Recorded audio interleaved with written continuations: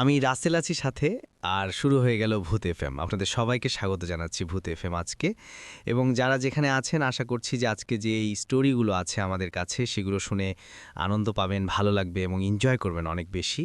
এবং আমার সঙ্গে এই মুহূর্তে আছেন আপনাদের সবার প্রিয় ডক্টর আলিফ, এবং যার ঘটনা আপনারা সবসময় শুনতে চান, শুনতে পছন্দ করেন, শুনতে ভালোবাসেন। এবং আমন্ত্রণ জানাচ্ছি আমাদের আজকের এই এপিসোডে ঘটনা শেয়ার করার জন্য। Thank you so much Rasel ভাই। আমি খুব অল্প সময় নিব, তাড়াতাড়ি শুরু করতে চাই ঘটনাটা। কারণ আমি অনেক ইগারলি ওয়েট করছিলাম আপনাকে কিভাবে ঘটনাটা শেয়ার করা যায়। আসলে আমাদের ডক্টর ব্যাকগ্রাউন্ডে অনেক ডক্টর ভাইয়েরা আমার পরিচিত, অনেকেই আমাকে চেনেন বা অনেককে আমি চিনি। তো এর মধ্যে একজন ভাইয়া আছেন যার সান্নিধ্যে আসার পরে তিনি আমাকে শেয়ার করেছেন। তো তিনি রিসেন্টলি বাংলাদেশের বাইরে দুবাইতে গিয়েছিলেন একটা সামিটে। তো সেখানে একটা ঘটনা উনি একজনের সাথে উনাকে একজন শেয়ার করেন। তাদের হোটেলের রুমমেট হিসেবে সেই ডক্টরটা আসেন এবং তাকে শেয়ার করেন, কথাবার্তা এক পর্যায়ে তাকে তার জীবনে সবচেয়ে একটা উইয়ার্ড মোমেন্ট, তার ডিউটিরত অবস্থায় যে ঘটনাটা তিনি প্রত্যক্ষ করেন সেটা তিনি শেয়ার করেন। উনি আবার আমাকে শেয়ার করেন। তো যেহেতু ঘটনাটা আমার কাছে খুব ভালো লাগছে, আমার কাছে মনে হয় যেটা শেয়ার করা দরকার। তো তার মতে যেই লোকের ঘটনা শেয়ার করব তিনি হচ্ছেন লেবানিজ, এবং লেবাননে আপনার মুসলিম এবং খ্রিস্টানের হার অলমোস্ট সেম। মুসলিম খ্রিস্টান অলমোস্ট 50-50 কাছাকাছি আর কি। তো তো সেইখানে আমি যার ঘটনা শেয়ার করব তিনি হচ্ছেন খ্রিস্টান রিলিজিয়ানে, এবং তিনি ওখানকার মেডিসিনে একটা ইউনিভার্সিটি আছেন, বৈরুত মেডিকেল আরব ইউনিভার্সিটি।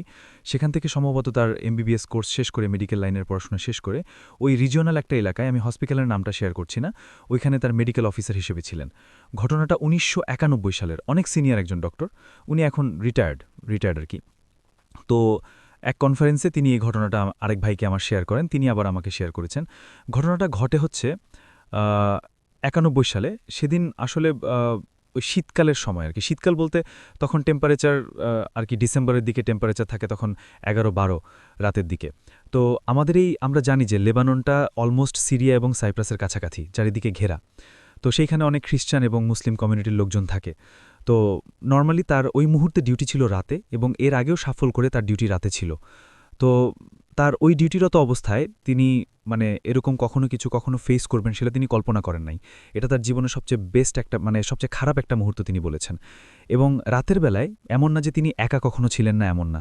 এমন অনেক দিন গেছে যে নার্সও ছিল না, তিনি একা ইমার্জেন্সিতে বসে আছেন। এবং ইমার্জেন্সিতে মোস্ট অব দ্য টাইম আমরা জানি যেসব পেশেন্টরা আসে তারা খুব খারাপ অবস্থায় আসে। নর্মাল শারীরিক কন্ডিশন ছাড়াও অনেক অ্যাক্সিডেন্ট কেসও ইমার্জেন্সি হয়ে হসপিটালে ঢোকে। তো উনি বলছিলেন যে আমি যেদিন উনি ওনার ভাষ্যমতে যে উনি যেদিন হসপিটালে পৌঁছান সেদিন থেকে ওনার বুকের মধ্যে তেমন একটা ব্যথা অনুভব করতে থাকে, এবং অলমোস্ট লাইক খারাপ লাগতে থাকে, মাথা ঝিমঝিম করতে থাকে। এটা তিনি আগে কখনো ফেস করেন। এমন না যে তার সাইনাসের প্রবলেম বা সাইনাসাইটিস বা কিছু, এরকম কিছু না। তার কাছে মনে হচ্ছে যে তার নাক দিয়ে এখনই রক্ত বের হবে, তার মনে হচ্ছিল তার কান দিয়ে এখনই রক্ত বের হবে, চোখ দিয়ে রক্ত বের হবে, এরকম মনে হচ্ছিল। হঠাৎ করে তখন বাজে রাত 11টা কি 12টা, তিনি দেখলেন যে প্রচণ্ড শীত, কুয়াশা বাইরে, শীতের মধ্যে বেশ ভালো শীত। হসপিটালের ভেতরে তিনি অবস্থান করছিলেন এমন, আর ওই মুহূর্তে ওই দিন কোনো ডাক্তার তার সাথে ছিল না, এবং এটা আগেও একবার অ্যাক্টিভ হয়েছিল। তো তার সাথে 3জন নার্স ছিল, এবং 3জন নার্স তার সাথে অ্যাসিস্ট করার জন্য ছিল, এবং তিনিও পুরোটা রাত থাকবে আর কি। তো মাত্র রাত শুরু, 11টা 25 বাজে। হঠাৎ করে তার হঠাৎ নিচের থেকে তিনি শব্দ শুনেন, হইচই পড়ে গেছে, এক ধরনের হইচই চলে আসছে। সবাই হইচই শুনে তিনিও বারান্দা দিয়ে উকি মারলেন, কী সমস্যা। তো দেখছে সবাই দৌড়ে দৌড়ে নিচে চলে যাচ্ছে, লোকজন দৌড়ে নিচে চলে যাচ্ছে। একটা কাভার্ড ভ্যান এসছে, এবং খুব কাছে একটা হাইওয়েতে নাকি অ্যাক্সিডেন্ট হয়েছে।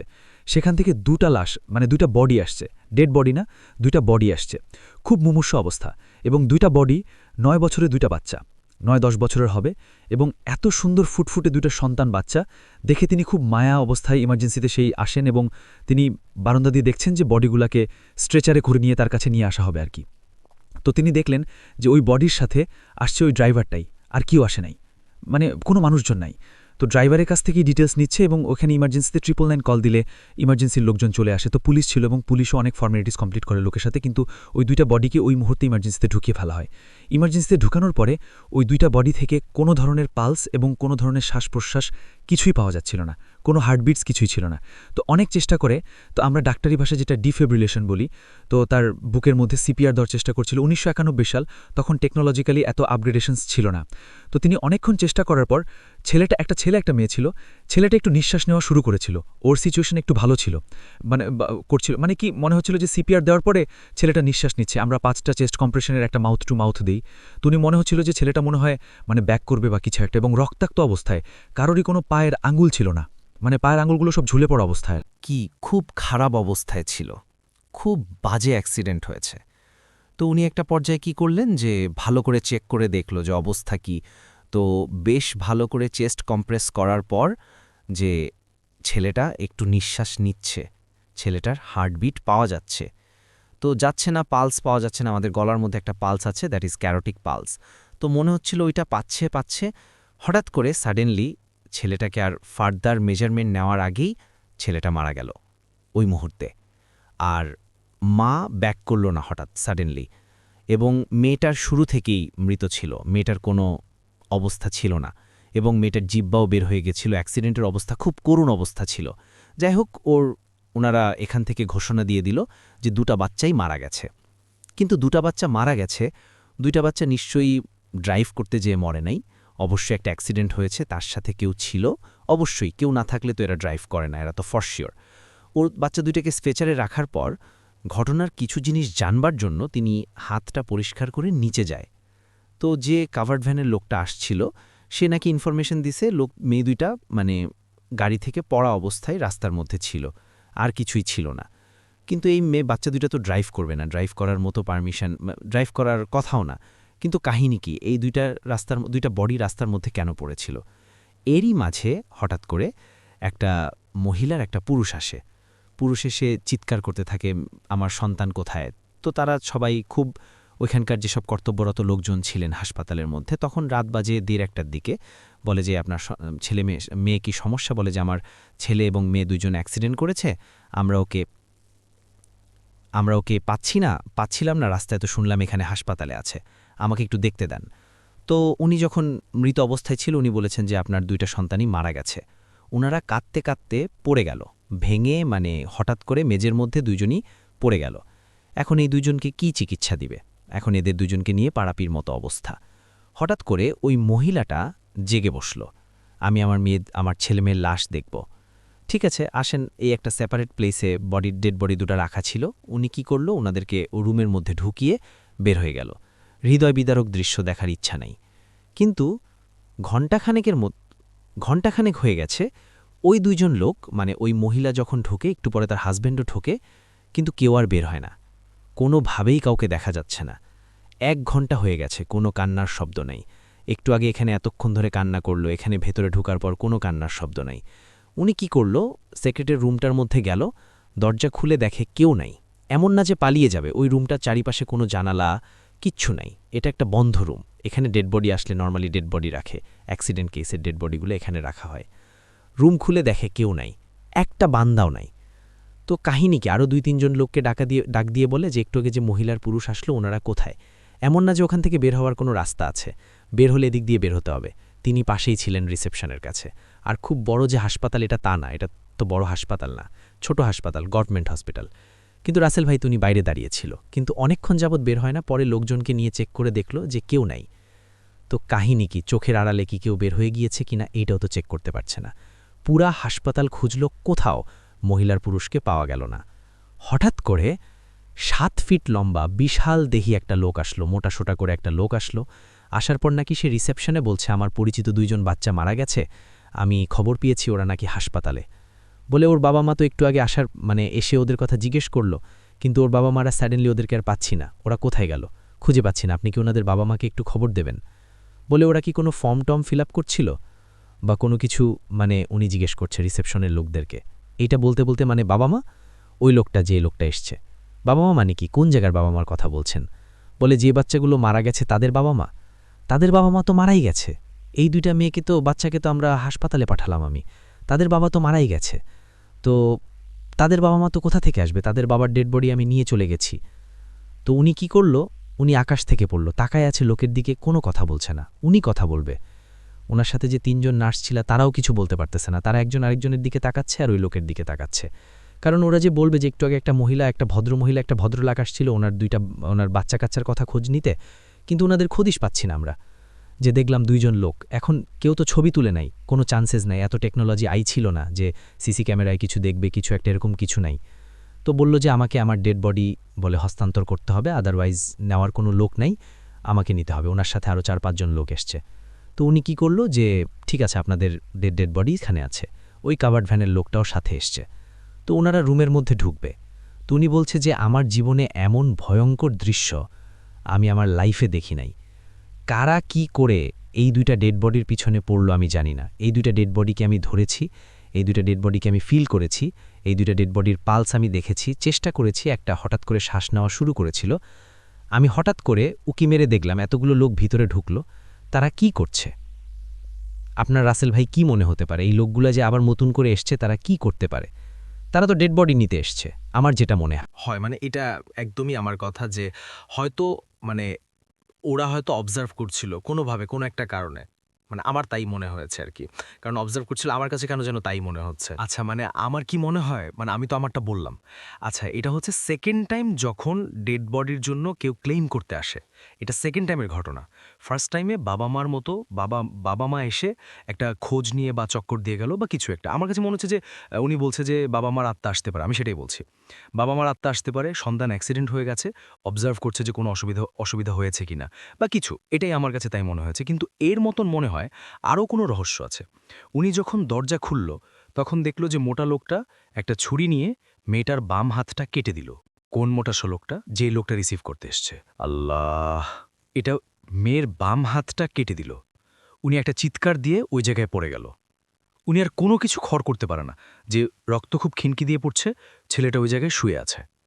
তো মেয়েটার বাম হাতটা উনি একটা ছুরি টাইপের, ছোট ছুরি, খুব আহামরি না, বাম হাতটা কেটে দিল কবজিসহ। পুরা হাতটা, বাম হাতটা আলাদা করে দিল।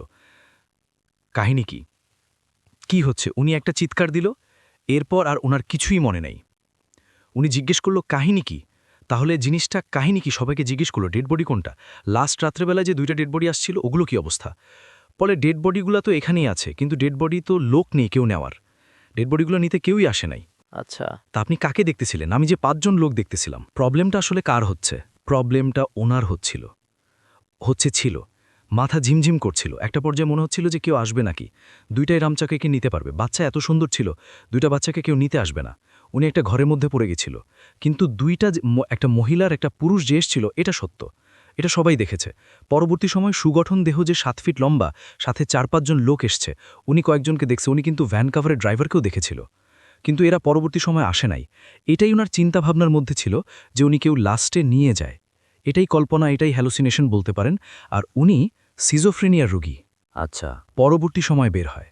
উনি সিজোফ্রেনিয়ার রোগী এবং এখনও পর্যন্ত ফিস ফিস শব্দ, এবং রাতের বেলা তিনি ওই 2টা ডেড বডি প্রায় সময় দেখেন। এখন 2টো যখন ছিল, এটা তো সত্য, বাবা যে মারা গেছে এটাও সত্য, হসপিটালে যে কেউ এসছিল এটাও সত্য। এবং উনি এটা কিন্তু অন্য কেউ জানে না যেন বাবা মারা গেছে। সুগঠন দেহ লোকটার সাথে তিনি কথা বলেছিলেন, বুঝতে পারছেন? ওখান থেকেই ওনার এটা ধরে উনি সিজোফ্রেনিয়ার রোগী, এবং প্রায় ফিস করে অনেকেই নাকি কথা বলে। এইটা নাকি প্রথম 3-4 বছর উনি শুনেছেন ওই বাচ্চা 2টা তার সাথে ফিস করে কথা বলেছে, যে ওইদার ভাষায় পেশেন্ট হয়ে গেছে, উনি অলরেডি রুগী, উনি তখন রুগী। পরবর্তী সময় অনেক চিকিৎসা করবার পরে এটা তার কাছ থেকে গেছে, কিন্তু এখনও প্রায় সময় তিনি এই ফিস সভ্যতা পান। যদিও রিটায়ার্ড পারসন, কিন্তু ভালো। সিজোফ্রেনিয়া রুগীরা কিন্তু নর্মালি সার্ভাইভ করে না, কিন্তু ওনার সিজোফ্রেনিয়াটা সিভিয়ার ছিল না। উনি তখন থেকে ওই দিন থেকেই তিনি বেশ কয়েকবার মাথায় ঝিম খেয়ে পড়ে যায়, এবং ওই দিন থেকেই তার ওই ফিস শব্দটা শুরু হয়, এবং এটা প্রায় অনেক দিন পর্যন্ত চলে। এখন আবার রিসেন্টলি শুরু হয়েছে। আমি ঘটনা শুনেছি আসলে 2020 সালেই, ওকে, কিছুদিন আগেই তিনি এটা শেয়ার হয়েছে, কিন্তু ঘটনা কিন্তু অনেক দিন আগে, তার অলমোস্ট 30 বছর আগের ঘটনা। এবং উনি বলেছেন যে আমি যে 5 জন লোককে দেখলাম, এই 5 জন লোকগুলোকে কেউ দেখে নাই, কিন্তু আমি তখন জেনে গেছি তাদের বাবা মা মারা গেছে, কেউ নিতে আসে নাই, এবং এই কাভারম্যানের লোকও আসে নাই, কেউ আসে নাই। এবং এই ডেড বডিটার লাস্ট স্টেজ হচ্ছে ওরা ক্রিশ্চিয়ান ওয়েতে খবর দেয়, এবং জানেও না যে ছেলে মেয়ে কি মুসলমান না খ্রিশ্চান। পরে খবর দিয়ে দেওয়া, নর্মাল ওয়েতে খবর দিয়ে দেওয়া হয়, কিন্তু এটা বের হয় নাই। তাদেরকে কেউ নিতে আসে নাই। 7 দিন না 10 দিনের মতো ডেড বডিগুলো হসপিটালে পড়েছিল। ক্লেইম করার কোনো লোক আসে নাই। পুলিশ এসে দেখে গেছে, কিন্তু কোনো ধরনের অ্যাটেম্প্ট নেয় নাই। বিজ্ঞপ্তি দেওয়া হয়েছিল যে আপনাদের এরকম কোনো, এখন যেরকম সোশ্যাল মিডিয়া সাইট ছিল, এখন একজন লোকের মানে 10টা ছবি তখন সম্ভব ছিল, কয়জনকে কন্ট্যাক্ট করবে। যদিও পাওয়া না যাক, আলোচনায় হয় না, পাওয়া না গেল, কিন্তু তখন এত অ্যাডভান্স ছিলাম না আমরা। তো যাই হোক, পরবর্তী সময় কবর দেওয়ার পরে উনি মনে করেছিল যে উনি সুস্থ হয়ে যাবে, কিন্তু উনি 10 বছর সাফার করে। প্রায় 10 বছর সাফার করার পর কিছুটা নরমাল হয়, আবারও 7-8-এর দিকে তার অ্যাটাক হয়। কারণ অ্যাটাক হওয়ার পর না তিনি সব ভুলে যান। সবচেয়ে ইম্পর্টেন্ট কথা হচ্ছে, অনেকের অনেক ধরনের সিজোফ্রেনিয়া রোগীর আমি ডিসক্রাইব করি, একেকজনের এক এক ধরনের কন্ডিশন হয়। যেমন ওয়ান অফ মাই ফ্রেন্ডস মা আর কি, উনিও সিজোফ্রেনিয়া রোগী। উনি টাক করে বসে মাংস তুলে ফেলে, এরকম কন্ডিশন। আর ওনার কন্ডিশন হচ্ছে সব ভুলে যেতেন। ওনার নিজের নামও তা মাঝে মধ্যে এটা একদম ব্ল্যাক আউট হয়ে যেতেন। তো যাই হোক, পরবর্তী সময়ে তিনি সুস্থ হন, কিন্তু ঘটনা তো তার মনে ছিল। ঘটনা মনে করতে পারেন, এটাই শেয়ার করেছে যে তার লাইফের সবচেয়ে দুর্ঘটনাময় একটা রাত ছিল সেই রাত। আমরা সরাসরি চলে যাব আফনান ভাইয়ের কাছে এবং আফনান ভাইয়ের কাছ থেকে তার ঘটনা শুনব। আসসালামু আলাইকুম। রিসেন্টাস ভাই, এই ঘটনাটা বেশ একদম ছোট। তো বেসিক্যালি এই ঘটনাটি আসলে আমার বলার কথা ছিল না। একজন খুলনা থেকে সাধারণত যে স্টোরিগুলো আমাকে যারা সাধারণত দেয়, ওদের একজন আসার কথা ছিল, কোনো কারণে আসতে পারে নাই, ওর রিকোয়েস্টে। ওই ঘটনাটি আজকে আমি আমার সেকেন্ড স্টোরি হিসেবে বলবো। স্টোরিটা ছোট, স্টোরিটা একটা লাশের ঘটনা। ঘটনাটির সময় চলে রাসেল ভাই 2004 সালের দিকে। জি খুলনার দাকুপ উপজেলার বৈটাঘাটা গ্রামের ঘটনা এটা। জি তো একজন ভ্যান চালকের সাথে ঘটনাটি ঘটে। ঘটনার কিছু অংশ রাসেল ভাই একটু কমন, আমি আগে থেকে বলে দিলাম। সাধারণত বিষয়টি একটু কমন, ঘটনা একটু কমন আর কি। সাধারণত আমি একটু অ্যাভয়েড করে যাই কমন বিষয়গুলো, তারপর আজকে বলছি আর কি। আশা করি ভালো লাগবে আর কি। ঘটনাটি যার সঙ্গে ঘটছে, ভ্যান চালক, উনি শুধু ভ্যানে বিভিন্ন মাল টানতেন তা না। অনেক সময় দেখা যেত যে অসুস্থ রোগী, এমনকি যদি কখনো পুলিশ খবর দিত, বিভিন্ন লাশও উনি ওনার ভ্যানে নিয়ে আসতেন আর কি। বিভিন্ন গ্রামে উনি পৌঁছে দিতেন। তো 2004 সালে একটা পুরুষ মানুষ, উনি বিষ খেয়ে আত্মহত্যা করেছিলেন। তো তার লাশটি খুলনা সদর যে হসপিটাল, সে হসপিটালে পোস্টমর্টেম বা আনুষঙ্গিক কাজটা শেষ করতে করতে বেশ রাত হয়ে যায়। তো উনি খুব সাহসী লোক ছিলেন এবং প্রত্যন্ত এলাকায় ওনার বেশ সুনাম ছিল, খুব ইয়ানি ম্যান ছিলেন আর কি। তো যার কারণে লাশ পুলিশ পরিবারকে বুঝিয়ে দেন। তো পরিবার বলেন যে আমরা অন্য একটা ভ্যানে চলে আসতেছি, তুমি লাশটা নিয়ে চলে আসো তাড়াতাড়ি। তো উনি বললেন যে আমার সাথে অন্য কোনো লোকের প্রয়োজন নেই, আপনারা নিশ্চিন্ত মনে বাসায় চলে যান, আমি লাশ নিয়ে চলে আসছি। তো সবাই বিশ্বাস করে তারা আগে আগে বাসায় চলে যান, লাশের অপেক্ষা করছিলেন বাড়িতে গিয়ে। তো উনি একাই লাশ নিয়ে আসছিলেন। তো কোনো কারণে ওনার পথিমধ্যে ওনার ভ্যানটা আবার একটু খারাপ হয়ে যায়, যার কারণে ও সেটা আবার মেরামত করে আবার ফিরতে ফিরতে আর একটু দেরি, ঘণ্টাখানিক দেরি হয়ে যায় আর কি। বেশ লেট হয়ে যায়। এটা আসলে অনাকাঙ্ক্ষিত ছিল যে এটা হবে, এমনিতে টায়ার পাংচার হয়ে যায়, এগুলো ঠিকঠাক করতে আবার সন্ধ্যার পরে একটু গ্রাম অঞ্চল মেকারও পাওয়া যাচ্ছিল না, এজন্য একটু দেরি হয়ে যায় আর কি। তো উনি যখন ফিরছিলেন লাশ নিয়ে, তো ওই বৈটাঘাটা গ্রামের মানে মাঝখান দিয়ে চলে গেছে এক খুব ভালো রাস্তা আর কি, পাকা রাস্তা। তো একটা জায়গায় একটা ব্রিজ রয়েছে। তো ব্রিজে উঠার সময় বেশ মানে একটু উঁচু হয়ে ব্রিজে উঠতে হবে, নামার সময় আবার বেশ ঢালু।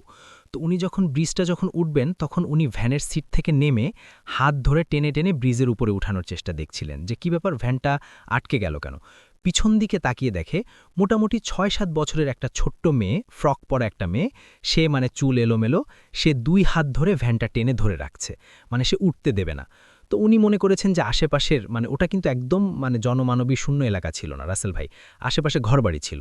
তো উনি চিন্তা করেছেন হয়তো আশেপাশের বাড়ির কোনো দুষ্টু মেয়ে এসে এসে ওই ভ্যানটা টেনে ধরেছে। আচ্ছা তো উনি খুব বকাঝকা করেন, এই এত রাত্রে কি করে, যাও চলে যাও, এরকম বলে দেখে সে মেয়েটা ছেড়ে আবার দৌড় দিয়ে চলে গেল। তো উনি চিন্তা করলেন যাক আপদ্বিদায় হয়েছে। তখন উনি স্বাভাবিকভাবেই ভ্যানটা ব্রিজে উঠিয়ে আবার ভ্যানে উঠে যখন নামা শুরু করেন, বেশ দ্রুত গতিতেই ভ্যানটা নামছিল। তো হঠাৎ করে উনি চিন্তা করলেন কি ব্যাপার, ভ্যানে একটু ভার বেশি মনে হচ্ছে আগের থেকে। তো পিছন দিকে তাকিয়ে দেখে ওই মেয়েটা ভ্যানের পিছনে মানে বসে আছে এবং পা দুলিয়ে বেশ মানে আয়েশ করে বসে আছে। তো উনি ওই ভ্যান দ্রুত গতিতে যাচ্ছিল, উনি ভ্যানটা একটু গতি কমিয়ে দিয়ে ব্রেক করে সাইডে নিয়ে এসে তখন বলেন, এই তুমি এখানে কি চাও, কি করো। তো ওই মেয়েটা কিছুই বলে না, শুধু হাসে আর কিছু বলে না। তো উনি বেশ আরও বকাঝকা করলেন যে যাও চলে যাও, তো তাও যায় না। শেষ পর্যন্ত উনি মানে এতটাই বিরক্ত হন যে উনি ভ্যানটা রেখে রাস্তার পাশে গিয়ে একটা লাঠি ভাঙে, একটা মানে গাছ ভেঙে একটা লাঠি তৈরি করে ওকে তাড়া করেন। বেশ দেখে যায় মেয়েটা আবার চলে গেল, ওই লাঠি মানে তাড়া খেয়ে চলে গেল। তো উনি আবার ভ্যান চালানো শুরু করেন। তো এখন রাসেল ভাইয়ের একটা অদ্ভুত ঘটনা ঘটে, সেটা হচ্ছে উনি হঠাৎ করে কি মনে হচ্ছে পিছনে একটু নড়াচড়া শব্দ। তো পিছন দিকে তাকিয়ে দেখে ওই মেয়েটি উনার ঠিক পিছনে বসে আছে এবং সাধারণত ভ্যানে একদম ড্রাইভারের ভূপাশে কিন্তু আমরা বসার জায়গা আছে ভ্যানে। মানে রানিং চলা অবস্থায় কিন্তু কখনো ড্রাইভার পাশে উঠে বসা যায় না, থামার পরে তারপর উঠে বসতে হয় ধীরে সুস্থে। দেখে ওই মেয়েটি ওনার ঠিক পিছনে ওভাবে বসে আছে। তো উনি এইবার খুব ভয় পান। প্রথম দিকে উনি দুই সময় কখনোই মনে হয় নাই যে এটা অন্য কিছু হতে পারে। এখন উনি ভয় পান যে কি ব্যাপার, এরকম তো আসলে বসার কথা না, এটা নিশ্চয়ই অন্য কিছু। তো উনি দ্রুত ভ্যান থামিয়ে লাফ দিয়ে ভ্যান থেকে নেমে যান। নেমে যাওয়ার পরে তখন উনি তারপর একটু মনে সাহস সঞ্চয় করে বলতে থাকেন, এই তুমি কে, বলো। সে কিছুই বলে না। তারপর উনি আবার একটু মনে সাহস করে আয়াতুল কুরসি পড়ে ওই মেয়েটাকে আবার তাড়া করা শুরু করেন। তো রাসেল ভাই উনি দেখছিলেন যে মেয়েটা আবার দৌড়ে এসে ব্রিজের উপর উঠে গেল এবং ব্রিজের উপর উঠে যাওয়ার পরে ব্রিজের দুই পাশটা সাধারণত রাসেল ভাই একটু উঁচু থাকে। তো ওই মেয়েটার নিচ দিয়ে তো পানি প্রবাহিত হচ্ছিল, মেয়েটা উঁচু জায়গায় গেল এবং সুন্দর করে ওই পাশ থেকে সে ব্রিজের নিচের দিকে নেমে গেল। ঠিক যেমন রাসেল ভাই এমন যে বিল্ডিংয়ের ছাদ যেখানে শেষ হয়ে গেছে সেখান থেকে কেউ একজন হেঁটে আবার নিচে নেমে গেছে, ঠিক যেমন টিকি টিকি বা মাকড়সা যেভাবে নেমে যায়। এবং দেখে কি ওই মেয়েটা ওই ব্রিজের পাশ থেকে নেমে ব্রিজের নিচ দিয়ে হেঁটে, মানে স্পাইডারম্যানের মতো, মানে মাথার নিচ দিয়ে হেঁটে আবার ওই পাশ দিয়ে উঠছে, মানে মনে হয় বৃত্তাকারে ব্রিজটাকে প্রদক্ষিণ করছে। এরকম কয়েকবার করছে। তখন রাসেল ভাই উনি এতটা ভয় পান, উনি এবার খুব সাংঘাতিক কোনো কিছু একটা খপ্পরে পড়ে গেছেন। তো যেহেতু রাসেল ভাই প্রথমেই বললাম জায়গাটা কিন্তু একদম জনমানব শূন্য ছিল না, আশেপাশে ঘরবাড়ি ছিল। তো উনি ওখানে ভ্যানটা রেখে দ্রুত বিভিন্ন বাড়ির যেদিকে আছে ঘরবাড়ি ওদিকে চলে যান। ওদিকে গিয়ে লোকজনের ডাকাডাকি করেন, কিছু লোককে বলেন যে এই সমস্যা, আপনারা একটু সাথে আসেন। আমার সাথে একটা লাশ আছে, আপনাদের এই গ্রামের লোক আর একটু সামনে বাড়ি। তখন ওনারা সেই বাড়ির যারা আছে চিনতে পারেন যে হ্যাঁ ওই বাড়িতে একজন লোক মারা গেছে, ও তার লাশ আছে, চল যাই। তো ওনারাও আসেন, এসে দেখে ওইখানে ভ্যান বা লাশ কোনোটাই পাওয়া যাচ্ছে না। তো খুঁজতে খুঁজতে দেখা যায় পিছন দিকে ব্রিজের পাশে ওনার ভ্যান এবং লাশটা পড়ে আছে। তো লাশটা সবাই মিলে ভ্যান এবং লাশটা টেনে তুলেন উপরে। তো টেনে তোলার পরে রাসেল ভাই খেয়াল করেন যে লাশের হাত, তারপর পায়ের কাছে এবং ঘাড়ের কাছে মাংস খুবলে কেউ যেন উঠিয়ে নিয়েছে। তো সবাই বলে হয়তোবা এখানে শিয়াল বা কুকুর বা এই কাজটা করেছে, সবাই এতটুকুই বললেন। কিন্তু ভাই মনে হচ্ছিল যে ঠিক মানে চাকু দিয়ে কেটে নিলে যেমন হয়, মানে অন্য জায়গায় অন্য শিয়াল বা অন্য কিছু কামড় দিলে তো আঁচড়ের দাগটা এরকম কিছু থাকে, ওরকম মনে হয়েছে চাকু দিয়ে খুব সুন্দরভাবে এটা কেটে নিয়ে গেছে, মানে মসৃণভাবে কেটে নিয়ে গেছে। তো এরপরে রাসেল ভাই উনি লাশ নিয়ে যান পরিবারের কাছে, সব ঘটনা বলেন, তার এই ধরনের দুর্ঘটনার জন্য ক্ষমা প্রার্থনা করেন। পরিবারে যাক ভাই সমস্যা নেই, আপনি বেঁচে ফিরছেন এটাই শুকরিয়া, তারাও বিষয়টা স্বাভাবিকভাবেই নেন। আর কি এটাই ছিল ঘটনাটি কালেক্ট করার জন্য সৈকত, তারপরে রূপম আমাকে খুব হেল্প করেছে, থ্যাংক ইউ সো মাচ। আপনার ঘটনার জন্য আপনাকে অনেক ধন্যবাদ। এবং আমার সঙ্গে এই মুহূর্তে আছেন আপনাদের সবার প্রিয় ডক্টর আলিফ, এবং যার ঘটনা আপনারা সব সময় শুনতে চান, শুনতে পছন্দ করেন, শুনতে ভালোবাসেন। এবং আমন্ত্রণ জানাচ্ছি আমাদের আজকের এই এপিসোডে ঘটনা শেয়ার করার জন্য। সেদিন প্রচণ্ড বৃষ্টি হচ্ছে। জামিল সাহেব, যার ঘটনা বলছি, ব্রাহ্মণবাড়িয়া ট্রেন স্টেশনের একজন স্টেশন ম্যানেজার।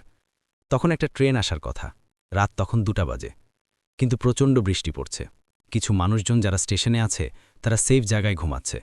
তিনি জানেন ঢাকা থেকে একটা ট্রেন 2:30টায় আসবেন, এবং এই ঘটনাটা বেশ আগের। তো তিনি রুম থেকে একটু এগুলেন। অন্ধকার বলতে গেলে তখন পুরা জায়গাটাই অন্ধকার। তিনি প্ল্যাটফর্মে গেলেন এবং দেখলেন মানুষজন বলতে গেলে কেউ নাই, 2-3 জন আছেন, তাও ঘুমাচ্ছে, আর মুষলধারে বৃষ্টি যেন থামছেই না। হঠাৎ করে ইলেকট্রিসিটি চলে যায়। ইলেকট্রিসিটি যাওয়ার পর তিনি তার রুমে যায়। রুম থেকে আবার প্ল্যাটফর্মে যায় সিগারেট ধরবে। হঠাৎ একটা ট্রেন আসে। তিনি প্রথমে তা খেয়াল করেন নাই, ইলেকট্রিসিটি নাই এবং ট্রেনের সামনে কোনো লাইট নাই, ট্রেনের নাই কোনো হুইসেল। তিনি দেখলেন প্ল্যাটফর্মের ভেতর পুরো ট্রেনটি তখনও ভিড়েনি, কিন্তু আস্তে আস্তে এগোচ্ছে। খানিকটা অবাক হলেন, কোনো হুইসেল ছাড়া ট্রেনটা তিনি যেখানে দাঁড়িয়েছিলেন সেখানেই আসলো, এবং প্রায় হাফ অ্যান আওয়ার তিনি ওখানে দাঁড়িয়েছিল। কেউ ট্রেন থেকে নামল না, ইভেন ট্রেনটাও আগাচ্ছে না। ট্রেনের ইঞ্জিনের কাছে গেলেন টর্চ নিয়ে, ভেতরে ঢুকলেন, দেখলেন কেউ নেই, কিন্তু কেউ তো বের হয় নাই, থাকার তো কথা মানুষের। তিনি বের হয়ে একটি বগিতে ঢুকলেন, দেখলেন কোনো প্যাসেঞ্জার নেই, অথচ কেউ তো বের হয় নাই। এক কিল আবোলতাবল অবস্থা, ইলেকট্রিসিটি নাই, ট্রেন খালি, কেউ নাই। তিনি প্রত্যেকটা বগিতে উঠে উঠে চেক করছেন, কিন্তু লিসেনারদেরকে বলতে চাই যে ভাই একটা কাকপক্ষীও ট্রেনটার ভেতরে নাই। সর্বশেষ বগিতে উঠেন তিনি। চারপাশে টর্চ মারার পর তিনি একজন মহিলা দেখতে পান। মহিলাটা জানালার দিকে তাকিয়ে আছে চুপ করে। তার এতদিনের এক্সপিরিয়েন্সের চাকরি ওর অবস্থা এরকম কখনোই হয় নাই। জাকুনি নেমে যায় ট্রেনে। নামার পর তিনি তার রুমে যান একটা সুইচ অফ করতে। মাত্র 2 মিনিট আগে তো তিনি রুমে গেলেন। তিনি প্ল্যাটফর্মে যান এবং দেখতে পান ট্রেনটা আর নাই। 2 মিনিটের মধ্যে গেলে তো অ্যাটলিস্ট ট্র্যাকের দিকে তাকালেও দেখবেন ট্রেনটাকে দেখা যাবে। আশেপাশে কোনো কিচ্ছু নেই। ওই দিন থেকে ঠিক 1 বছর পরের ঘটনা। সেদিন আকাশে চাঁদ ফুরফুরে অবস্থা, রাত তখন ৩টা বাজে। আশেপাশে তেমন কোনো মানুষ নেই বললেই চলে। তিনি তার রুমে, তখন হঠাৎ করে তিনি দেখতে পান আস্তে আস্তে একটা ট্রেন প্ল্যাটফর্মে এসে ভিড়েছে। অথচ কোনো সাউন্ড নেই, কোনো হুইসেল নেই। ট্রেনের তো এমনিতে একটা সাউন্ড থাকে, ট্রেনের মুভমেন্টের সাউন্ড, বাট এরা পর্যন্ত কোনো সাউন্ড নেই। দৌড়ে এবার প্ল্যাটফর্মে যান। আগের বিষয়টা তিনি কারোর সাথে শেয়ার করেন নাই। তিনি মনে করেছিলেন এটা তার মনের ভুল হতে পারে। খালি একবার ইনফরমেশন নিয়েছিলেন এরকম ট্রেনের নাম আছে কিনা, পরিষ্কার ছিল না। তারপরও যেটা তিনি মিলাতে পারেন যে রাঙা এক্সপ্রেস নামে কোনো ট্রেন আছে কিনা। এবারও এটি রাঙা এক্সপ্রেস। তিনি আবারও ইঞ্জিন রুমে টর্চ মেরে চেক করলেন কেউ আছে কিনা, কিন্তু কেউ নেই। আগের মতো প্রত্যেকটা বগি চেক করলেন, কাউকে পাওয়া যাচ্ছে না। এবারও তিনি শেষ বগিতে ভালো করে চেক করলেন, কিন্তু কেউই নাই। হঠাৎ করে ট্রেনটা ছেড়ে দিচ্ছে। এক বগি থেকে আরেক বগিতে যাওয়া যায় না, কোনো পার্টিশন নাই, কোনো কানেকশন নাই, তাই তাকে বগি থেকে বগিতেই থাকতে হচ্ছে। ট্রেনের স্পিড এতটাই বেশি যে উনি ট্রেন থেকে নেমে কোনোভাবেই সাহস পাচ্ছে না। পাড়া দেওয়ার কর্নারে ট্রেন থেকে পাড়া দেওয়ার সাহস পাচ্ছে না। জোরে জোরে চিৎকার করেও কাউকে কাছে পাচ্ছে না। পুরো বগি কেন, পুরো ট্রেনই তিনি একা। তিনি ভাবতে থাকলেন ট্রেনটি কি হাইজ্যাক হয়েছে? কিন্তু ড্রাইভার রুমে তো কেউ নেই, ট্রেনটি চালাচ্ছে কে? মাথা বের করে তিনি টর্চ মারতে থাকেন। আশেপাশে স্ট্রাকচার এত দ্রুত পাস হচ্ছে যে উনি ভাবতে থাকেন এটি ইম্পসিবল। এত ফাস্টেস্ট ট্রেন বাংলাদেশে নেই, এটা তো ফাস্টেস্ট ট্রেন না। আউট অফ নোওয়্যার তিনি দেখলেন বগি লাইনচ্যুত হয়ে গেল। শেষ বগিতে থাকাতে তার রক্ষা। সে চেয়েও উল্টো হওয়ার পথে। তিনি যেখানে নামলেন সেখানে কেউ নেই, একজন মানুষ নেই। তিনি প্রচণ্ড ভয় পেলেন, এমন ভয় যে তিনি কোনো কথা বলতে পারছেন না। তিনি দেখলেন সেই মহিলা রেল লাইনটি ধরে আসছে। এরপরে আর তার কিছুই মনে নেই। এরপরে যখন তার ঘুম ভাঙে, তিনি তার রুমে তার নিজেকে খুঁজে পান। তবে তার সাথে কি হলো, কিভাবে হলো, তিনি কিছুই জানেন না। পরবর্তী সময় তিনি একজনের কাছে যান। তিনি জিজ্ঞেস করেন যে তিনি এই ট্রেন স্টেশনে কি চাকরি করবেন কি করবেন না, এরকম জিনিস কি তিনি বারবার দেখতে থাকবেন? তাকে এরকম অবস্থায়, এরকম বিভ্রত অবস্থায় আগে কখনো এখানকার তার বন্ধুবান্ধব, আত্মীয়স্বজন কেউই দেখে নাই। যাই হোক, তিনি পরবর্তী সময়ে জানতে পারেন যে এইটি তাকে নিছক ভয় দেখানোর কারণে হয়েছে, এবং পরবর্তী তিনি তার নিজের প্রোটেকশন হিসেবে কিছু প্রোটেকশন নেন একজনের কাছ থেকে। এরপর থেকে তিনি কিছু দেখেননি, কিন্তু এইরকমভাবে রাত কেবে কখনো দ্বিচোখ। এটা ছিল আমার ঘটনা। থ্যাংক ইউ সো মাচ আপনার ঘটনার জন্য, আপনাকে অনেক ধন্যবাদ। এবং আমি এখন যেটা করব সেটা হচ্ছে চলে যাব সরাসরি আমাদের পরবর্তী যে অতিথি আছেন তার কাছে। ধন্যবাদ রাসেল ভাই, ধন্যবাদ আবারও আমাকে সুযোগ দেওয়ার জন্য। আমি সোহাগ, রাজশাহী সোহাগ, মিরপুর থেকে। আমি যে ঘটনাটা বলবো এটাও খুব রিসেন্ট একটা ঘটনা। এটা হচ্ছে ২০১৮ সালের ডিসেম্বর মাসের ঘটনা। তো কোনো একটা কারণে আমি রাজশাহীতে যাই। রাজশাহীতে যাওয়ার পরে একটু ছুটিতে ছিলাম। রাজশাহীতে যাওয়ার পরে ওখান থেকে আমার কয়েকজন ফ্রেন্ড মিলে আমরা হচ্ছে কি যে নদীতে যাই, মানে পদ্মা নদী। সম্ভবত আমি বলে রাখি যে আমাদের রাজশাহীর পাশ দিয়ে পদ্মা নদী বয়ে গেছে। আর পদ্মা নদীর ওই পাশে আমাদের বাংলাদেশের মধ্যে কিছু গ্রাম আছে, ২-৩টা গ্রাম আছে। যেই গ্রামগুলো পার হলে তারপরে আমরা ইন্ডিয়ান বর্ডার পাই। তো আমার যে ঘটনাটা, সেই ঘটনাটা হচ্ছে ওই গ্রাম কেন্দ্রিক। ওই গ্রাম কেন্দ্রিক বলতে যে ওই গ্রামে এখন পর্যন্ত বিদ্যুৎ বিচ্ছিন্ন, আজও পর্যন্ত। কারণ কিছু ক্ষেত্রে দেখা যায় যে কয়েকটা পোল দিয়ে কিছু ঘরে এখন পর্যন্ত বিদ্যুৎ গেছে, বাট ওগুলোতে এখনও ফুলভাবে বিদ্যুৎ যায়নি। আর সেখানে ব্যবহার হয় সোলার সিস্টেমের যে লাইটের ব্যবস্থা, এই সোলার মাধ্যম দিয়েই তারা বিদ্যুতের চাহিদাটা পূরণ করে। তো আমি যে ঘটনাটা বলবো, ওখানে একজন জেলে, উনার নাম ছিল হচ্ছে রশিদ মিয়া নামের একজন জেলে। তো উনার ভাতিজাকে নিয়ে প্রত্যেকদিন মাছ মারতে যেত।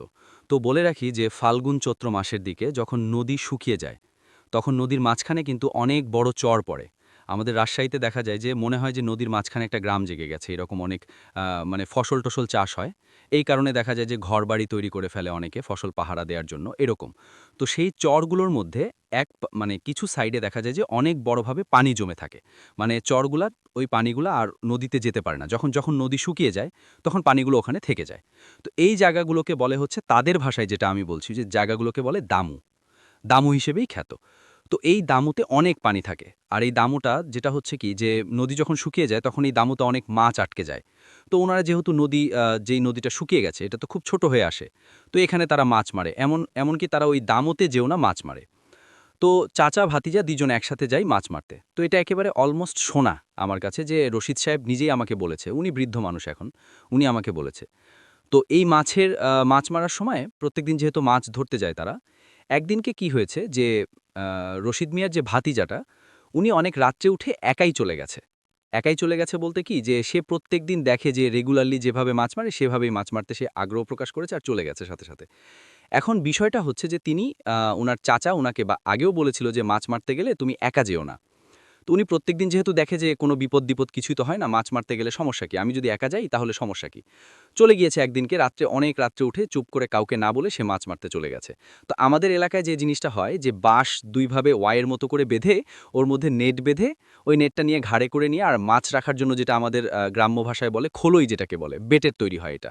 এই জিনিসটা নিয়ে সে চলে গেছে। উনি ওই নৌকায় নিয়ে আর নৌকায় জাল আছে, জাল নিয়ে চলে গেছে।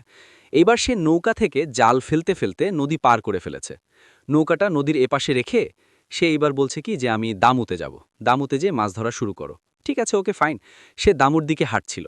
হাঁটতে হাঁটতে সে খেয়াল করছে যে আমি একটা কথা বলে রাখি যে বালুর মধ্যে যদি আমরা হাঁটি তাহলে আমাদের পাটা কিন্তু পিছনের দিকে একটু স্লিপ করে বালুর মধ্যে টেনে নেয় পিছন দিকে। কিন্তু যেই ঘটনাটা ঘটছে ওনার সাথে, যে উনি যেই ধাপটা দিচ্ছে ওই ধাপটা পিছে যাচ্ছে না, ধাপটা কিছু সেকেন্ডের জন্য সামনে চলে যাচ্ছে, আবার কয়েক সেকেন্ড বন্ধ থাকার পরে আবার স্বাভাবিক ধাপ, আবার কয়েক সেকেন্ড পরপর এই জিনিসটা যে একটা করে ধাপ, একটা বা দুইটা ধাপ যখন এই সেকেন্ডের মধ্যে পড়ছে এই ধাপগুলো সামনের দিকে এগিয়ে যাচ্ছে। উনি চিন্তা করছে যে আমি এই ঘটনা ঘটছে কিনা, সে মনে করেছে বাতাস হচ্ছে আর গুটগুটা অন্ধকার, তার হাতে লাইট আছে, এটা মনে করছে স্বাভাবিক কিছু, অস্বাভাবিক কিছুই না। সে দামুর কাছে একবার যখন কাছাকাছি চলে গেছে, কাছাকাছি যাওয়ার পরে সে পায়েন এক কবজি অবধি পানিতে নেমে গেছে। নামার পরে সে খেয়াল করছে যে তার ২-৩ সেকেন্ডের জন্য যেটা হচ্ছে যে পায়ের কাছে এক কবজি পানি কিন্তু অনেকখানি পানি। ঠিক আছে ভাই, যেটা বলছিলাম যে এক কবজি পানি পর্যন্ত নেমে যাওয়ার পরে দেখছে কি ২-৩ সেকেন্ডের জন্য ওই পানিগুলো তার পা থেকে দূরে চলে যাচ্ছে। ঠিক ১-২ সেকেন্ডের মধ্যে আবার পানিগুলো চলে আসছে। তখন সে ভাবছে যে এত তো বাতাস হচ্ছে না যে পানিগুলো এত দূরে চলে যাচ্ছে আর আবার চলে আসছে। তখন সে মনে মনে একটু ভীত সংযুক্ত হচ্ছে যে কি ব্যাপার, কি হচ্ছে। এরপর সে যখন পায়ের দিকে লাইট মারে তখন এবার দেখছে কি যে সে যেখানে দাঁড়িয়ে আছে ঠিক ২-৩ সেকেন্ড পরপর সে নিজেই মুভ করছে। মানে সে যেই বালুর উপরে দাঁড়িয়ে আছে সে নিজেই মুভ করছে এবং মানে তাকে টেনে নিয়ে যাচ্ছে, যেটাকে বলা হয় আমাদের গ্রাম্য ভাষায় যেটাকে বলা হয় যে টেনে নিয়ে যাচ্ছে। আবার কি হচ্ছে যে ২-৩ মিনিট ২-৩ সেকেন্ড পর থেমে যাচ্ছে, আবার ২-৩ সেকেন্ড পর আবার একটু যাচ্ছে। এইভাবে যেহেতু চরের মধ্যে অনেক ঘুরটা অন্ধকার থাকে আর ওখানে তো দাম অন্ধকার, চারদিকে অন্ধকার, তখন সে চারিদিকে আবার লাইট দেওয়া শুরু করেছে। লাইট দিতে দিতে যখন দামুর মাঝখানে লাইট দিয়েছে, অ্যাকচুয়ালি ভাই এটা শোনার পরে আমার গুজবম্স হচ্ছে যে এখনও হচ্ছে। তো যখন লাইট দিয়েছে তখন দেখছে এই যে পানির উপর একজন বসে আছে, পানির উপরে একজন বসে আছে। আর এটা এমন একটা জন্তুর মতো, মানুষের মতো বলবো না যে তার দুটো হাত আছে দুটো পা আছে, কিন্তু জন্তুর মতো যে পুরো গা একেবারে কালো লোমশ, অলমোস্ট গোটা গা কভার, লোমে একেবারে ঢাকা। সে বসে আছে এবং তার চোখ দুটো একেবারে নীল, নীল চোখ একেবারে।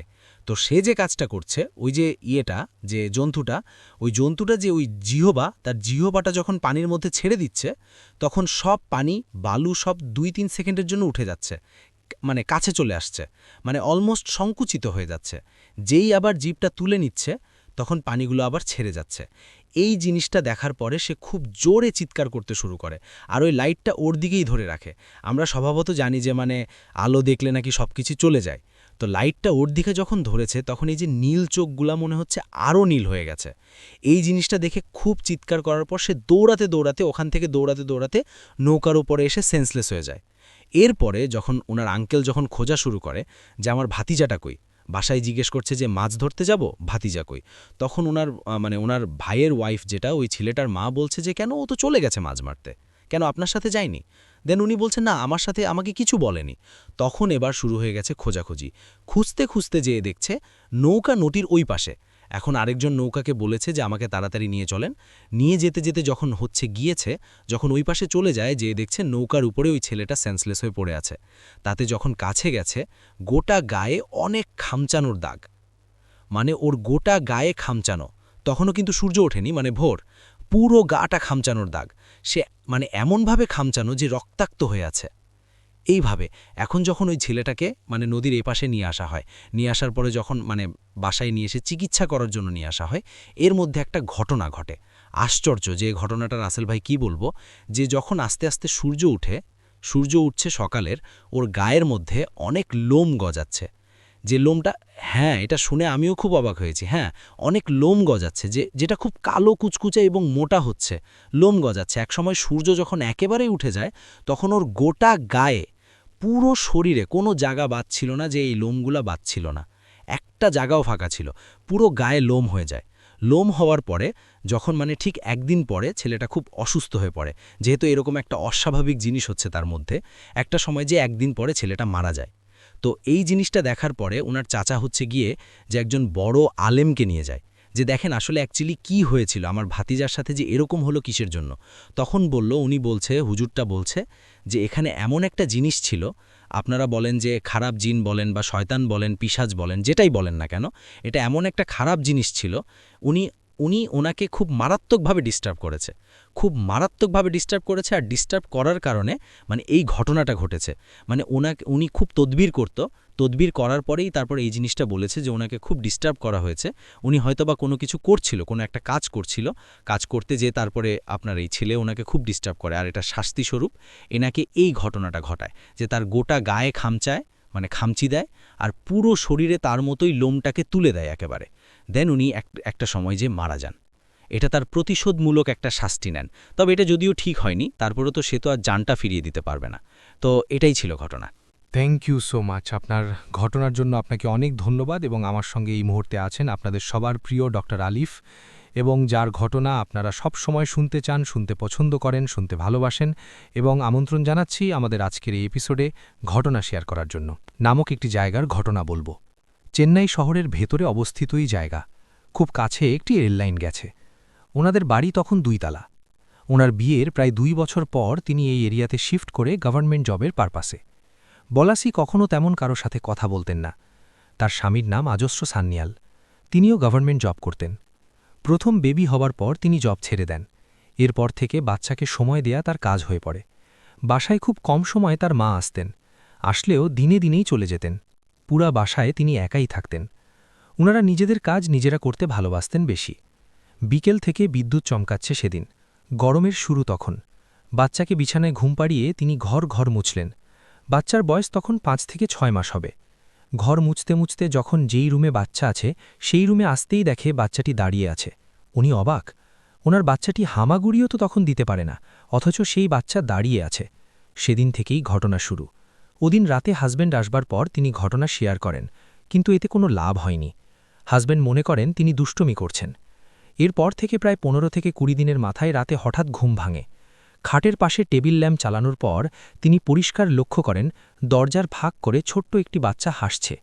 তিনি তার হাজব্যান্ডকে এক চিৎকার দিয়ে ডাক দেন। ডাকতেই সেই বাচ্চাটি হেসে হেসে একটি দৌড় দেয়। তার হাজব্যান্ডও হাসার পেল।